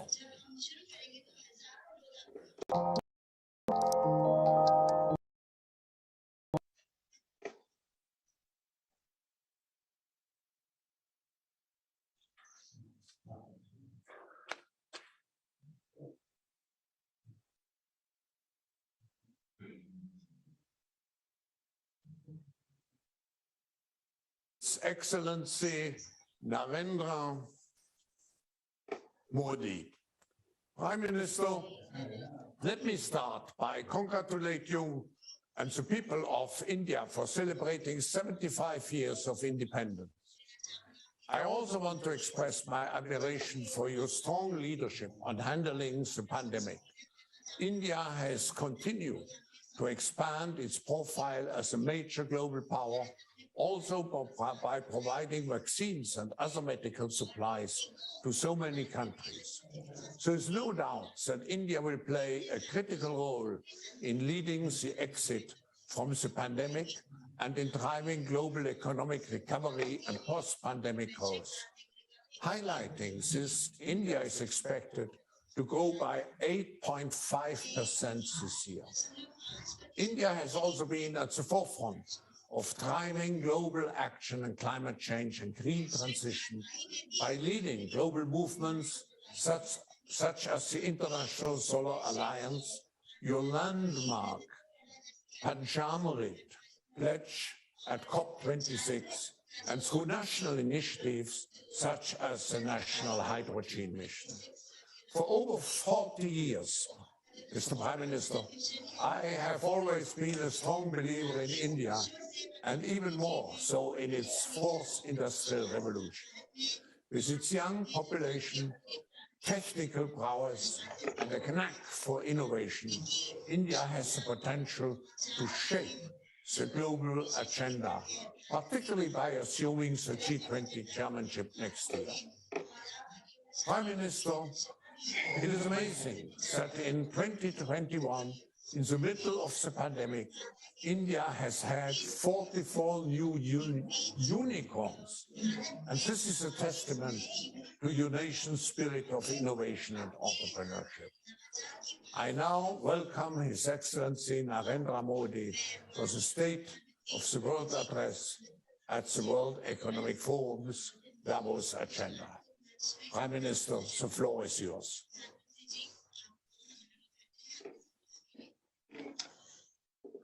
Thank you, sir. Thank you. Namaskar. Good evening. World Economic Forum में जुटे दुनिया भर के दिग्गजों का On behalf of 1.3 billion Indians, I convey greetings to luminaries from across the world who are participating in today's session of the World Economic Forum. As I speak to you today, India is fighting cautiously and vigilantly a new wave of the COVID pandemic. At the same time, on the economic front as well, India is moving forward with many results that give us hope. Today, India is not only full of enthusiasm about it being the 75th anniversary of its independence, but is also infused with self-confidence, having administered 1.6 billion vaccine doses in just 1 year. Friends, a strong democracy like India has given the entire world a gift. A beautiful gift. It has given the world a bouquet of hope. This bouquet has the unwavering faith of us Indians in democracy. This bouquet has technology to empower the 21st century. This bouquet has the temperament of Indians and the talent of Indians. the multilingual, multicultural environment that we Indians live in is a very big strength, not just for India, but for the entire world. This strength teaches us to not just think of ourselves in times of crisis, but to work in the world's best interest. During the COVID pandemic, we have seen how, in keeping with the One Earth, One Health vision, India has saved millions of lives by sending essential medicines and vaccines to several countries. Today, India is the third largest producer of pharmaceutical products in the world. It is pharmacy to the world. Today, India is among those countries in the world where doctors and health professionals are winning everyone's trust thanks to their sensitiveness and expertise. Friends, sensitiveness can be assessed during a time of crisis. However, India's capabilities are at this time an example for the entire world. It is during this crisis that India's IT sector has worked day and night to save all the countries of the world from a very difficult situation. Today, India sends out a record number of software engineers into the world. Over 5 million software developers are working in India. Today, India has the third largest number of unicorns in the world. Over 10,000 startups have been registered in the last 6 months. Today, India has one of the world's biggest, secure and successful digital payments platforms. If I just speak about the last 1 month, over 4.4 billion transactions have taken place on India's United Payments interface. Friends, the digital infrastructure developed and adopted by India in the last few years has today become a great strength of India. Technological solutions such as the Arogya Setu app for tracking COVID infections, the CoWIN portal for vaccination are a matter of pride for India. The online facility that India's CoWIN portal gives us for everything from booking slots for vaccination to generating certificates has attracted the attention of people from many developed countries. Friends, there was a time when India's identity was its license rule. The government controlled most things. I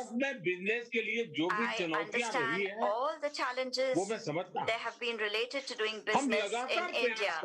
We are making continuous efforts to solve each of these challenges. Today, ease of doing business को India बढ़ावा दे is रहा है, promoting the ease of doing business. सरकार के दखल को कम It is कर रहा bringing है, government भारत intervention ने down to अपने the minimum corporate tax rates को by simplifying सिंप्लीफाई and करके reducing its कम corporate tax rates. उसे दुनिया India में has most made competitive them बनाया। the most competitive in the world. बीते साल ही In just the last year, हमने 25,000 we से have done ज्यादा away compliances with come over किए। 25,000 भारत ने compliances retrospective by taxes carrying जैसे out कदमों में सुधार reforms करके related to retrospective business taxes. Community का विश्वास We have been लौटाया। able to regain the confidence of Bharat the ने business community. Drones, space, Several sectors such as geospatial drones, mapping जैसे space, कई सेक्टर्स को भी geospatial mapping have also been deregulate कर दिया। deregulated. भारत ने आईटी सेक्टर और बीपीओ से जुड़े Big reforms have outdated been telecom carried out in regulations में India in the area of बड़े reforms किए। outdated telecom regulations related to the ITU Bharat and BPO sectors. Global supply Friends, chains में India is committed विश्व का एक to becoming भरोसेमंद a partner trusted बनने के लिए partner for the world प्रतिबद्ध है। in the area of global supply हम chains. अनेक देशों के साथ We are working free with trade several agreement के countries रास्ते बना रहे on creating paths to free भारतीयों trade में agreements with them. हैं। इनोवेशन The capacity नई Indians टेक्नोलॉजी के have अडॉप्ट for करने की जो innovation क्षमता है, and their ability to entrepreneurship adopt की जो new स्पिरिट है, technology, the spirit of वो enterprise हमारे हर can ग्लोबल पार्टनर को energize each नई of ऊर्जा दे our सकती global partners. है। इसलिए It is भारत therefore में the best time इन्वेस्टमेंट का ये सबसे to best invest time in है। India. भारतीय युवाओं में आज एंटरप्रेन्योरशिप Entrepreneurship एक among नई India's ऊंचाई पर youth has today reached new heights, 2014 में whereas in जहां भारत 2014 there कुछ were 100 just a registered couple startup थे, of 100 registered वहीं आज startups इनकी in संख्या India. Today, 60,000 their number के पार has हो crossed चुकी है। 60,000. इसमें भी 80 से Among ज्यादा them, यूनिकॉर्न्स there हैं, are over 80 जिसमें से unicorns, 40 से ज्यादा of तो which over 2021 40 में ही बने। were created just in 2021. जिस तरह Just as expat Indians global stage are पर demonstrating their अपनी skills स्किल्स दिखा on the रहे हैं, global stage, उसी तरह the same way, Bharatiya Yuva friends, आप Indian सभी youth साथियों के बिजनेस are को totally ready and Bharat eager में to नई work बुलंदी with देने के you लिए to take your पूरी businesses तरह से to new तैयार हैं, heights in India. तत्पर हैं। Friends, डीप इकोनॉमिक रिफॉर्म्स को लेकर India's commitment to Bharat deep का economic commitment reforms एक और बड़ा is कारण another है big reason जो आज भारत why को इन्वेस्टमेंट के today लिए India has सबसे remained अट्रैक्टिव डेस्टिनेशन the बना most रहा। attractive destination कोरोना for काल में investment during the जब COVID दुनिया pandemic. While the world quantitative was easing focusing program on जैसे interventions such as इंटरवेंशन पर फोकस कर रही थी, quantitative easing तब programs, भारत ने India रिफॉर्म was का रास्ता सशक्त strengthening किया। the path to reforms.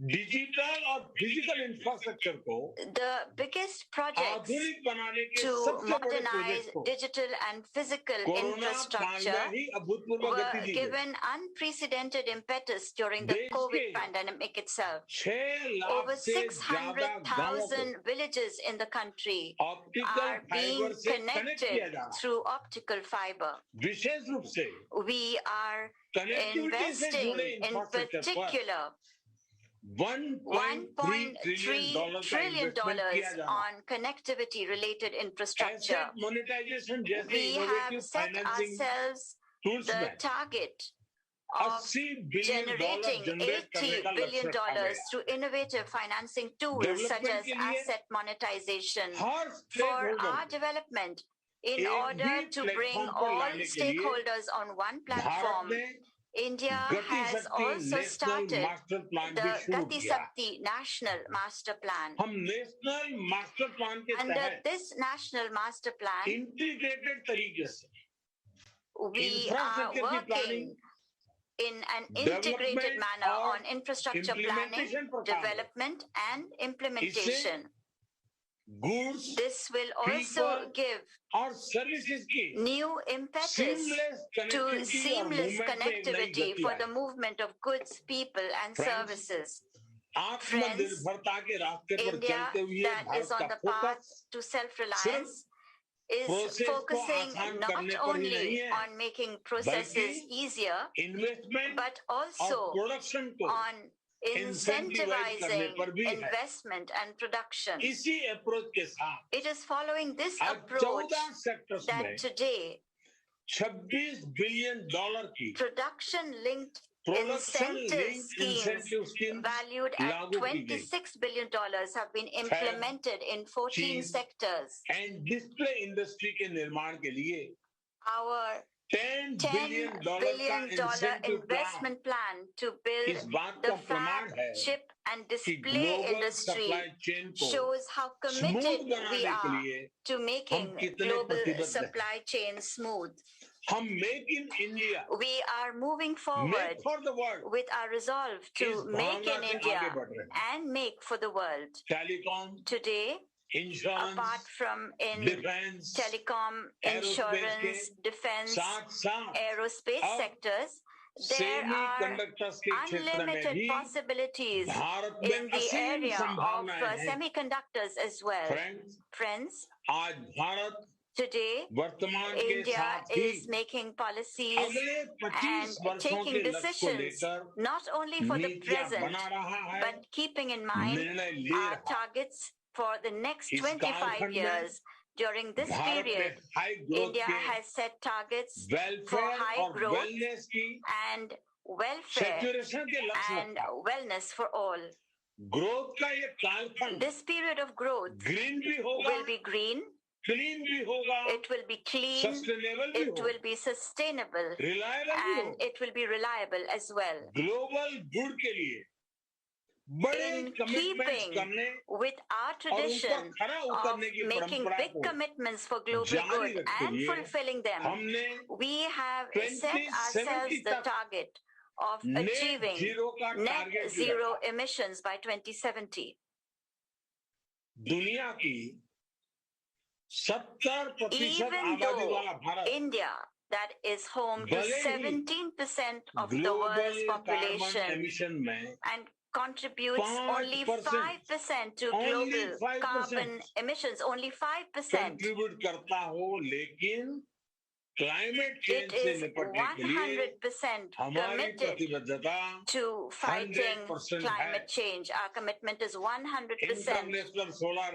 Initiatives such as the International Solar Alliance and the Coalition for Disaster Resilient Infrastructure for Climate Adaptation bear witness to this.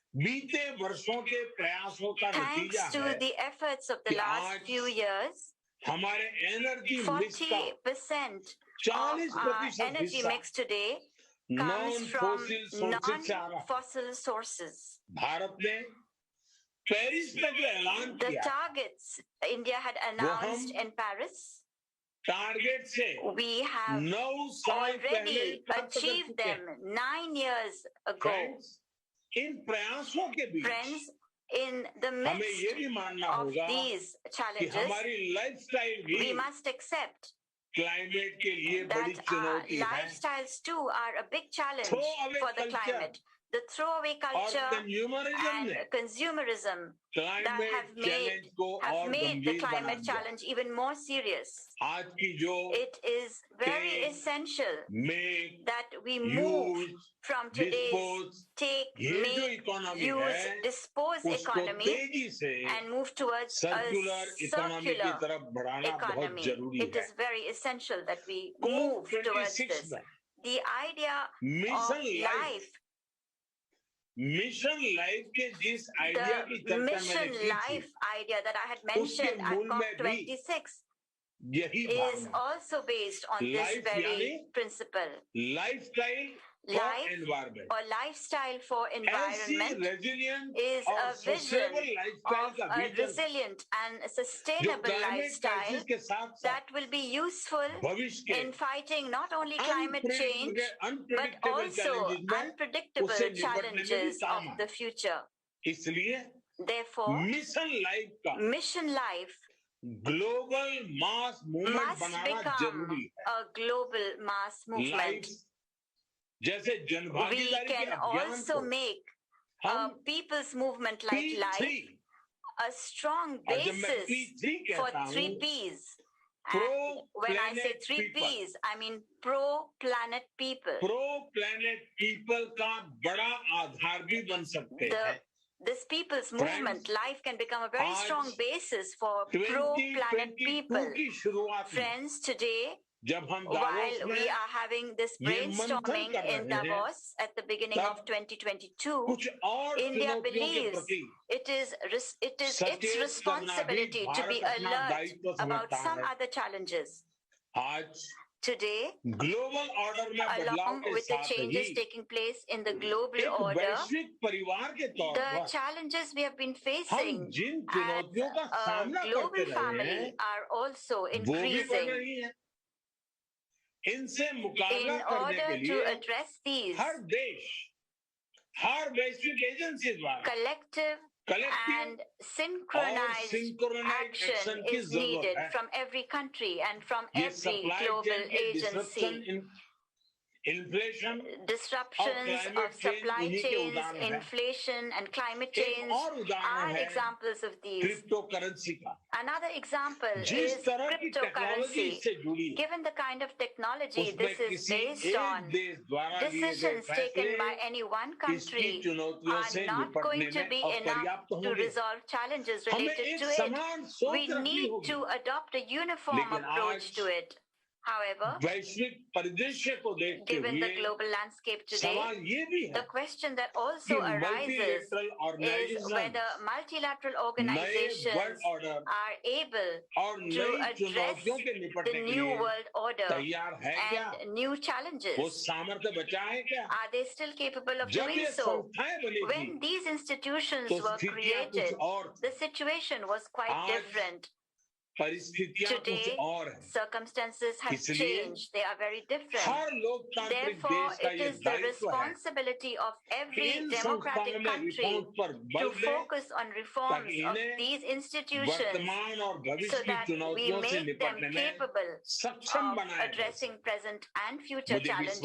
I am confident that there will be positive dialogue on this subject in Davos, in the discussions that are taking place there. Friends, in the midst of these new challenges, today, the world needs new pathways. It needs to make new resolutions. Today, more than ever before, countries need each other's help. This is the only path to a better future. I am confident that the discussions taking place in Davos will further expand on these thoughts. Once again, I am very happy that I had the opportunity to meet all of you virtually. My best wishes to you. Thank you very much. Thank you so much, Prime Minister, for this excellent and important State of the World address. The World Economic Forum is proud to act as a platform for you, Prime Minister, to share your visions for India and its future role with the global multi-stakeholder audience at this critical juncture, as you mentioned, as economies begin returning to growth. We have a unique window of opportunity to shape a better future, a future which is more inclusive, sustainable, and resilient.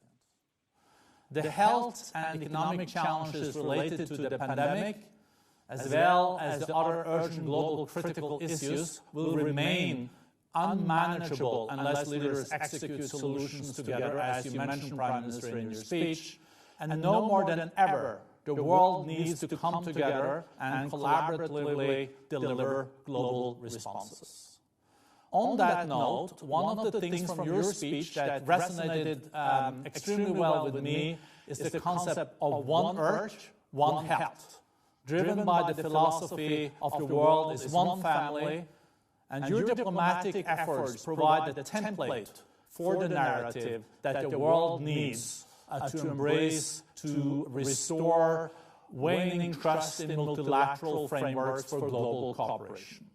Consistent with your forward-looking leadership style, your comprehensive transformation agenda for India promises to seize unfolding opportunities and shape the future of the post-pandemic global economy and the new world order. Prime Minister, thank you for joining us and for sharing this important address with the world. And also, as Professor Schwab mentioned, we are humbled by your support and engagement with us, and greatly value our strong partnership with your government across multiple areas of impact, and looking forward to work with you during your G20 presidency. And we're, of course, also very much looking forward to seeing you in the real Davos in the Swiss mountains. So thank you very much, Prime Minister, for joining us. Thank you. Thank you.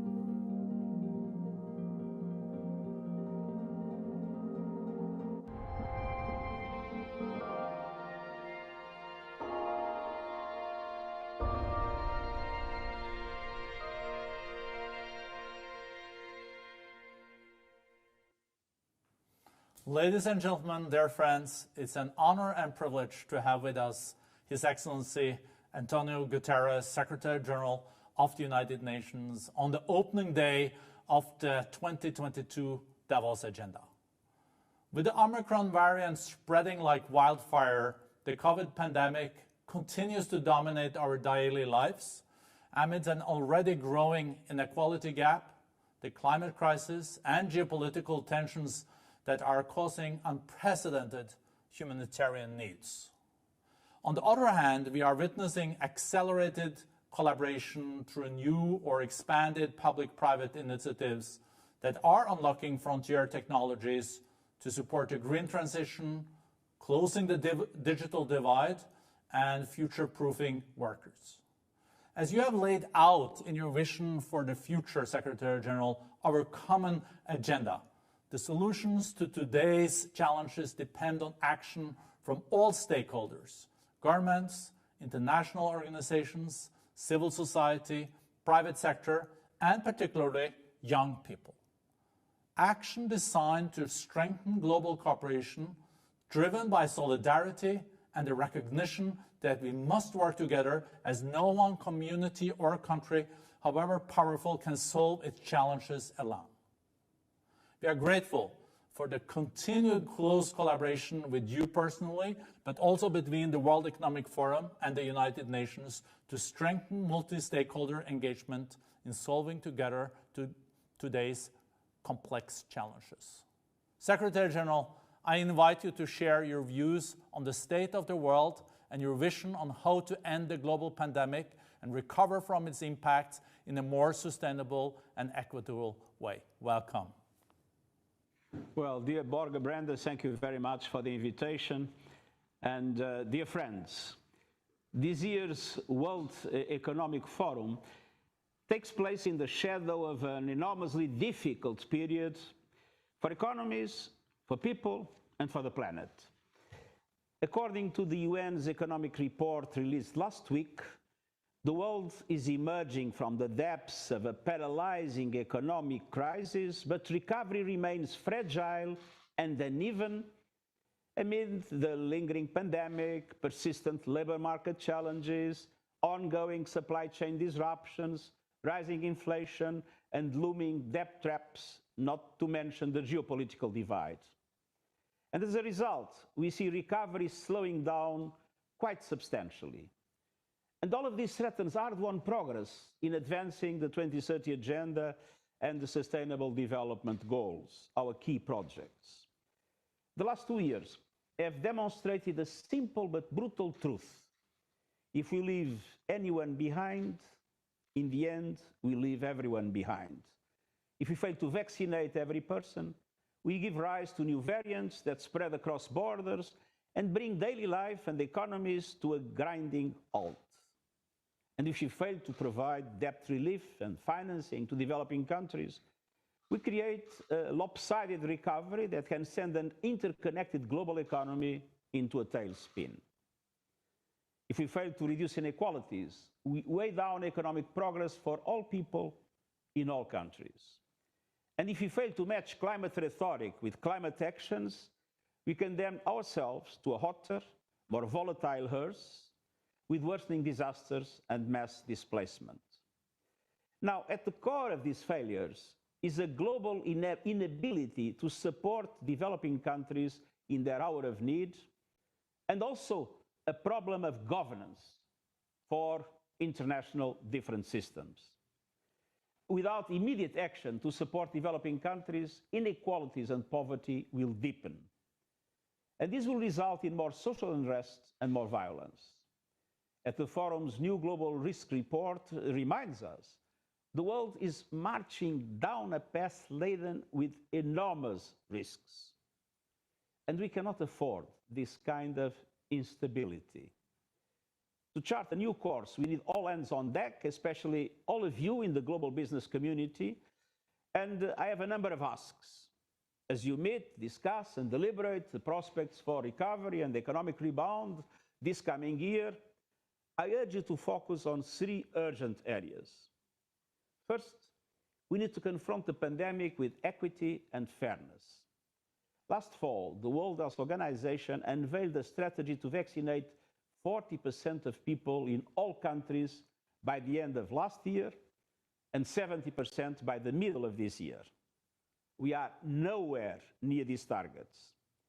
Vaccination rates in high-income countries are shamefully 7 times higher than in African countries. And we need vaccine equity now. Now, all countries and all manufacturers must prioritize vaccine supply to COVAX and support the local production of tests, vaccines, and treatments around the world.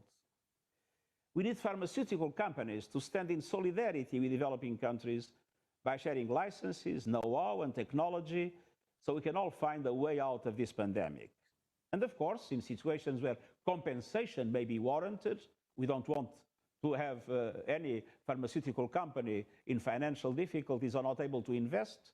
In those situations, developed countries should explore ways to provide the necessary financial support. And we must prepare for the next pandemic through common sense investments in monitoring, early detection, and rapid response plans in every country, and by strengthening the authority of the World Health Organization. Throughout, we need to bolster local primary health care and put all countries on the road to achieve universal health coverage. And we are still so far from it. Second, we need to reform the global financial system in a way that it can work for all countries without being biased.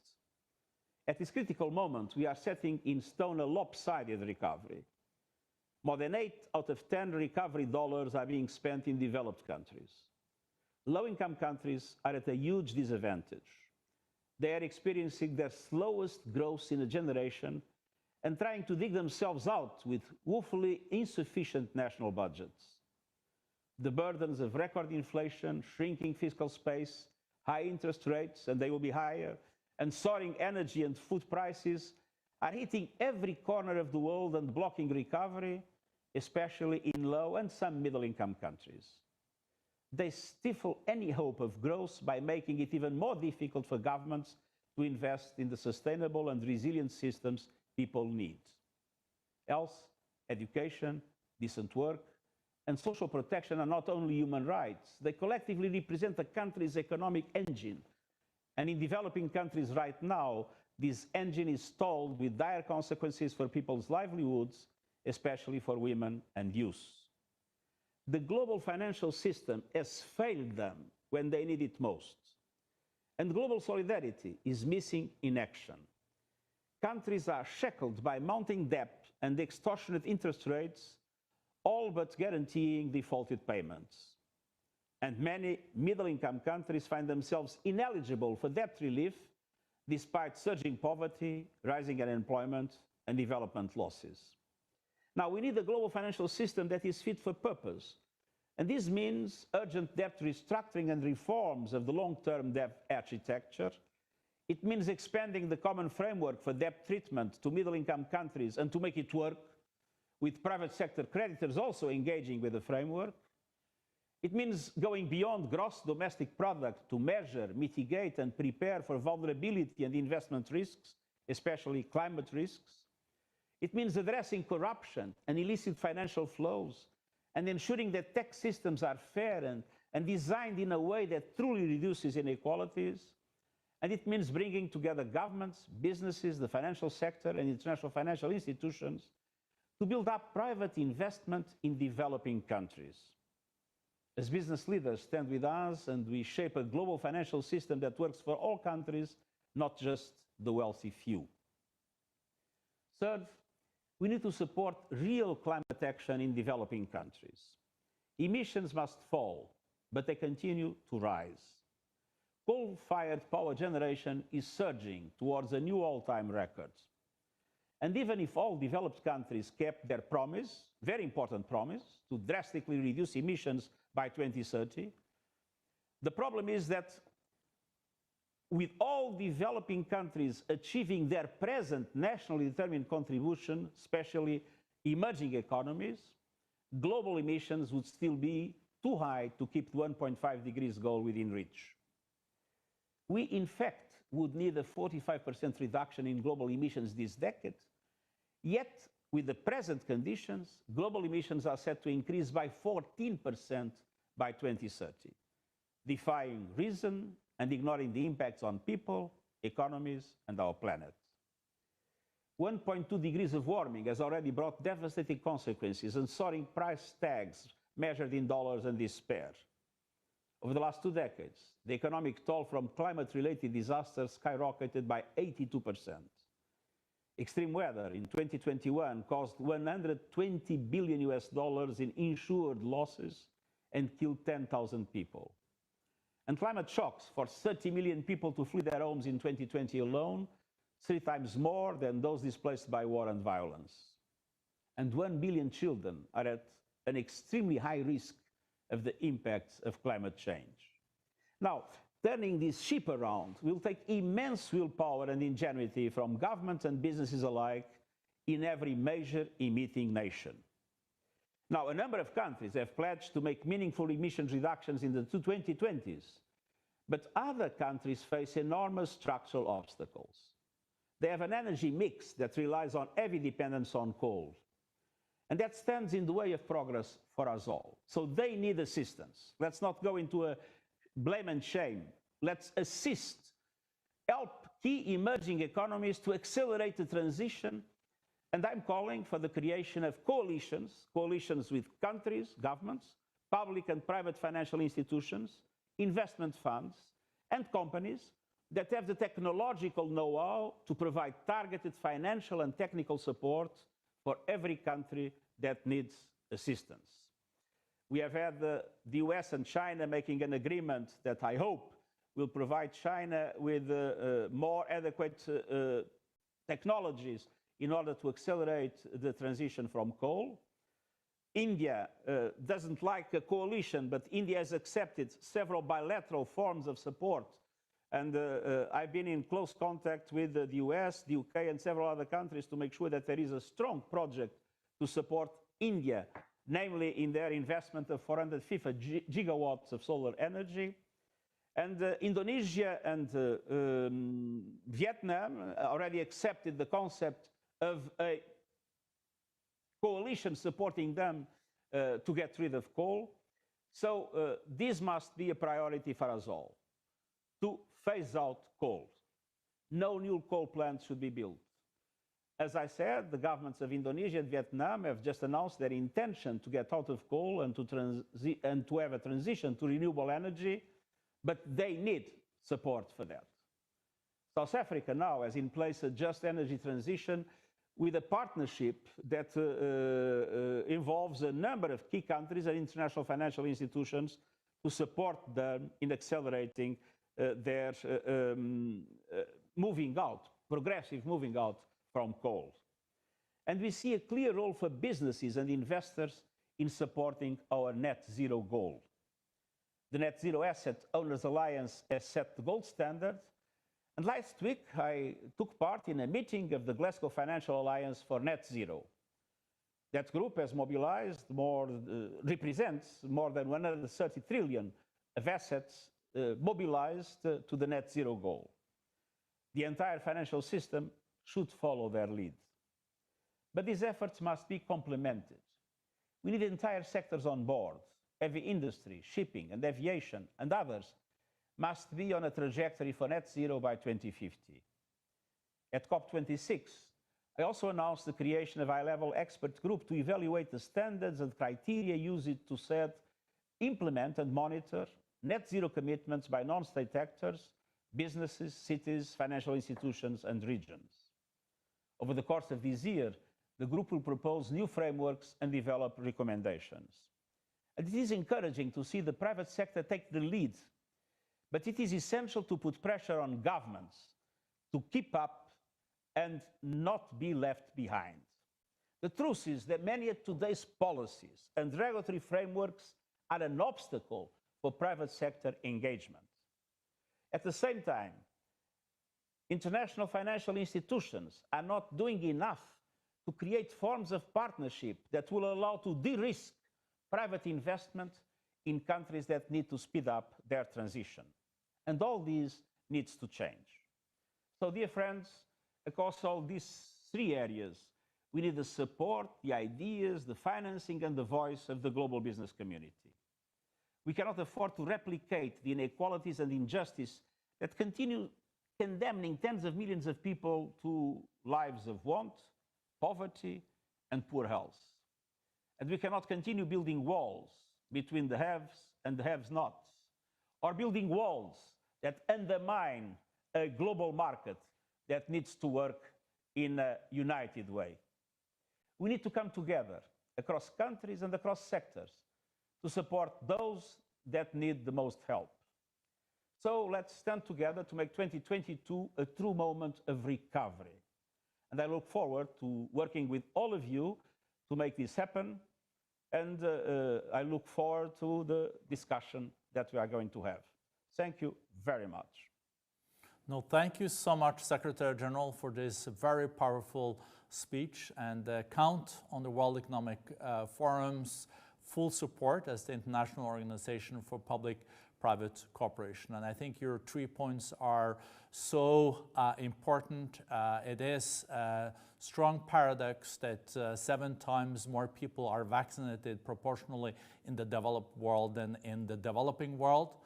Also, your point about the financial side of it, of the $14 trillion that are spent on stimulus, only 2% have ended up in developing countries. And for the first time in 2 decades, we are seeing that extreme poverty is growing. And also count on the business community and us when it comes to mobilizing companies in the fight against climate change. The cost of inaction far exceeds the cost of action. That's why 120 companies have come together under the umbrella of the World Economic Forum and committed to net zero by 2050. And this community is growing. So I'm happy that we also have 2 CEOs with us here today.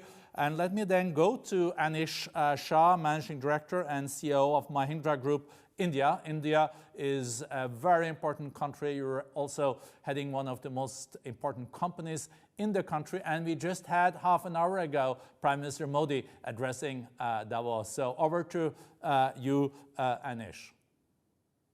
Thank you, Borge. Greetings, Mr. Secretary General. It was a pleasure hearing your thoughts. Over the last year, we have seen a significant momentum in efforts to address climate change.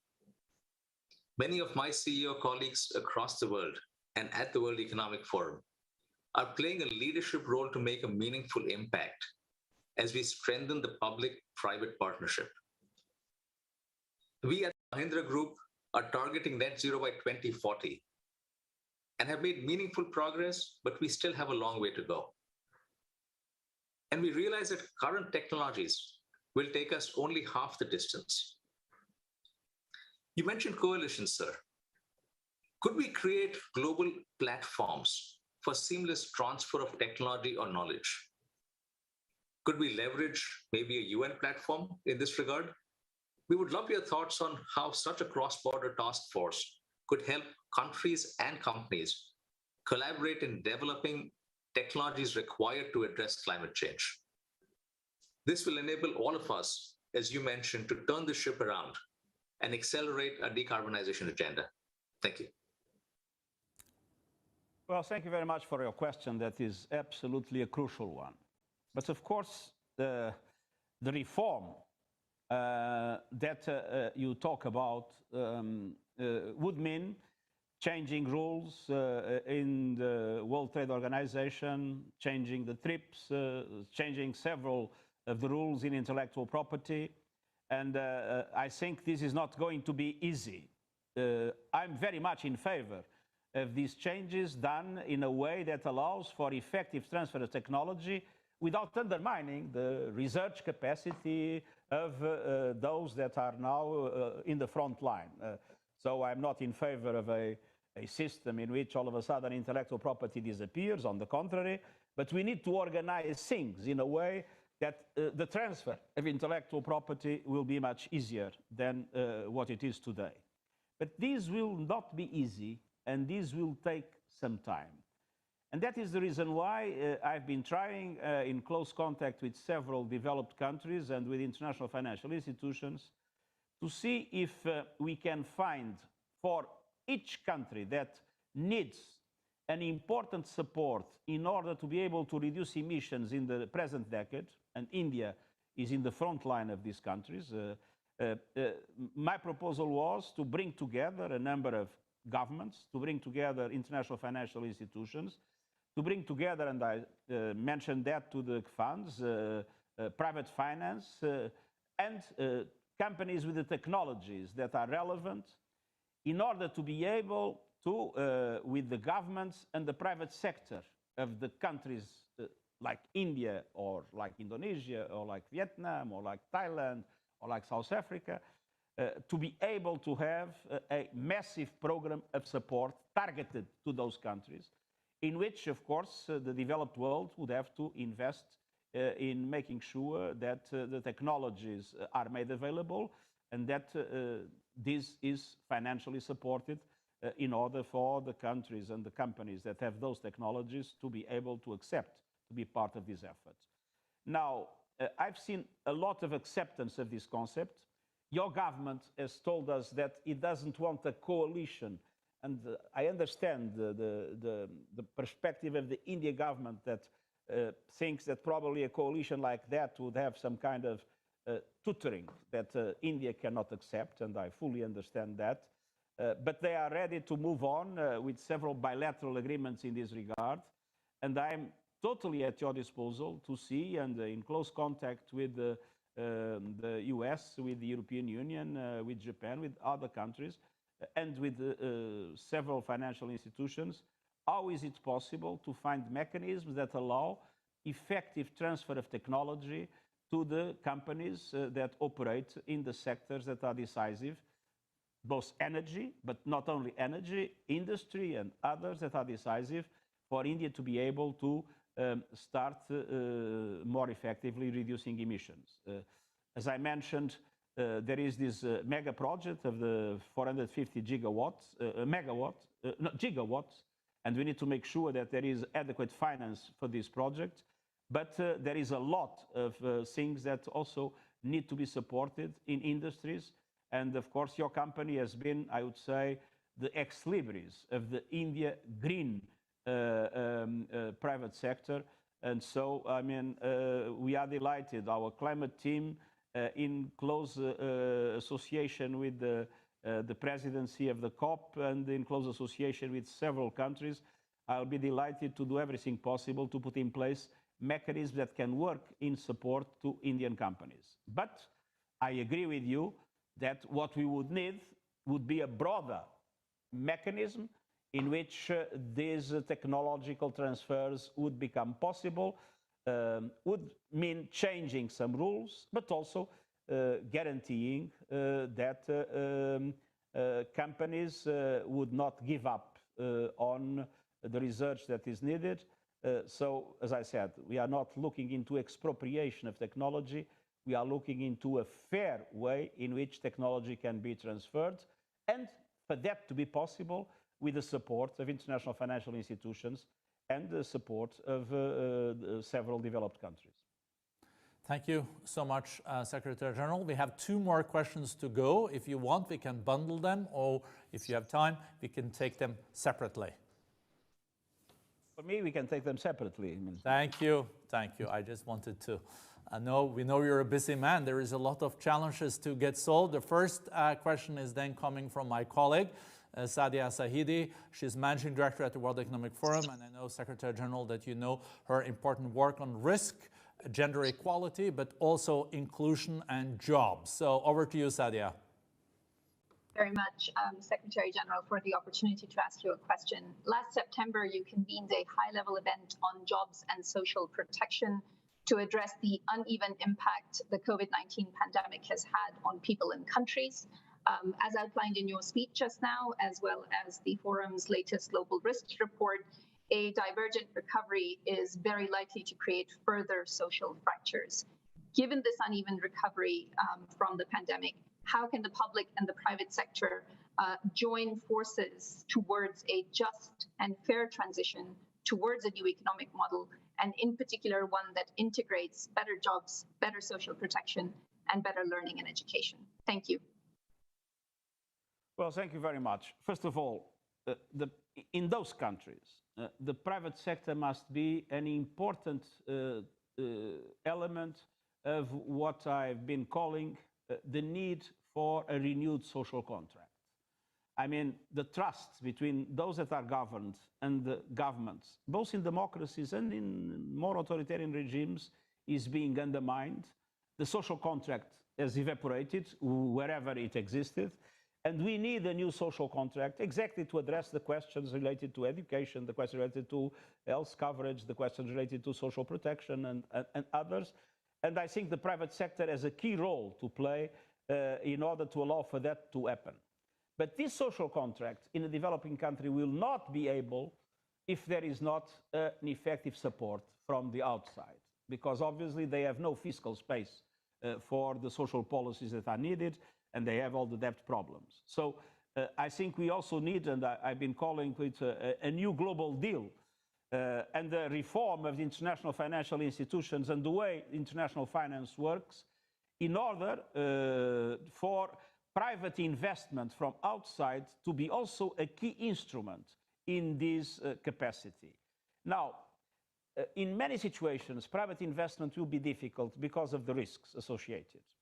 And that is why I've been insisting with the shareholders of the international financial institutions, the World Bank, the different regional development banks, in order to insist on those institutions to be ready for a much more effective partnership with the private sector, with systems of guarantees, with the systems of joint investment in which the first risk is assumed by international financial institutions, to allow for effective private investment in countries where, with the present outlooks that exist, the private sector would probably hesitate. So I would encourage, of course, all big, especially multinational corporations, but all other countries that are able to invest meaningfully in the developing world to do so.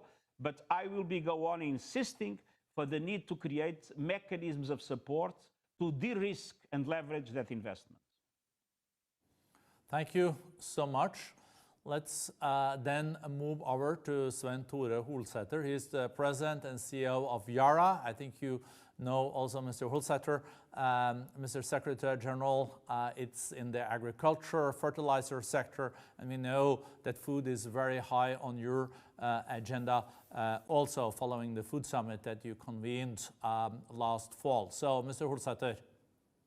Thank you, but again, Mr. Secretary General, first, thank you so much for your clear and direct speech and the opportunity to speak with you.